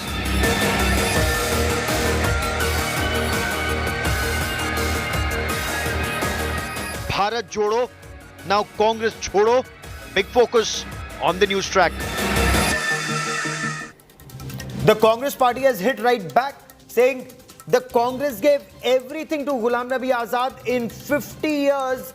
Just when it was time to give back to the party, looking at greener pastures, he quit. Much more on this big story coming up. First, as always, the headlines.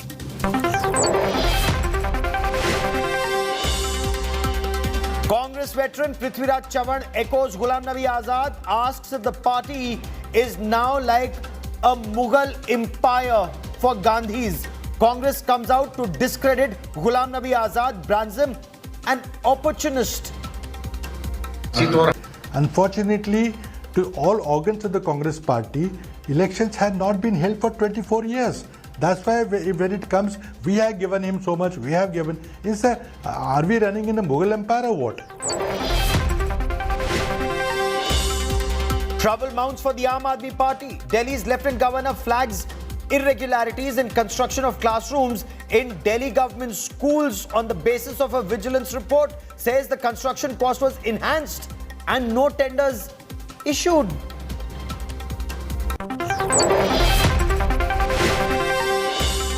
Supreme Court sends freebies case to a 3-judge bench for review. Issue of EC directions and scope of judicial review to be examined in great detail.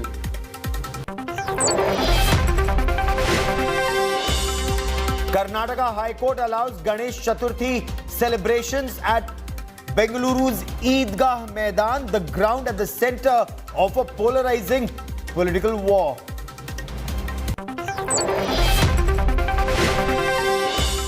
Stunning CCTV video of Sonali Phogat hours before her mysterious death. The BJP leader and TV actor is seen struggling even to walk. Goa police says she was forcibly drugged.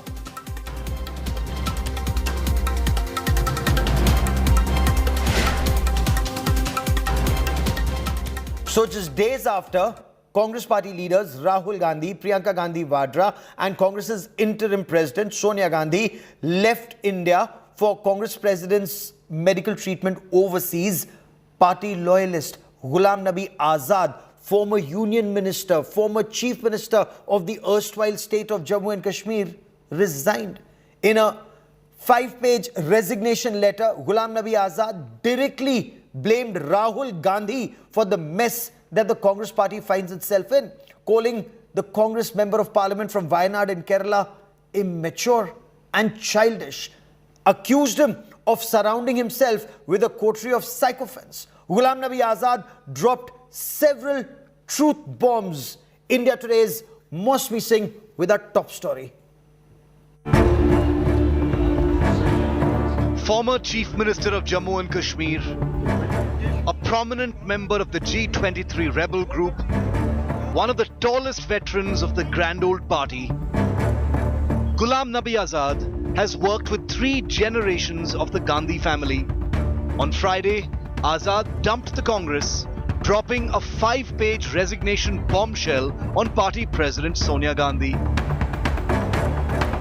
He resigned from all posts, including primary membership of the Congress.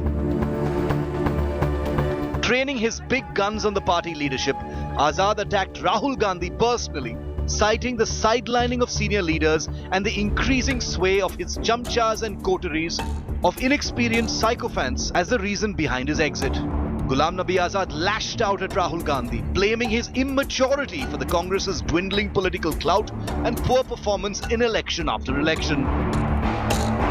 The angry leader tore into Rahul Gandhi, claiming that all key decisions in the party were being taken by his security guards and personal assistants.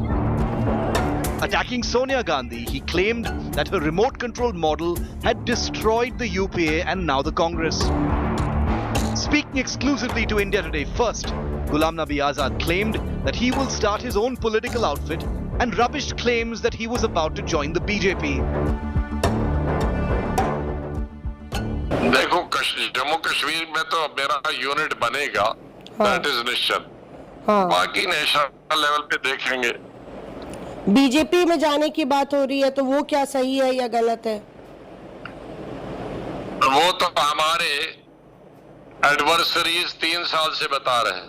हमारे adversaries ने तो हमको president vice president भी बना दिया था।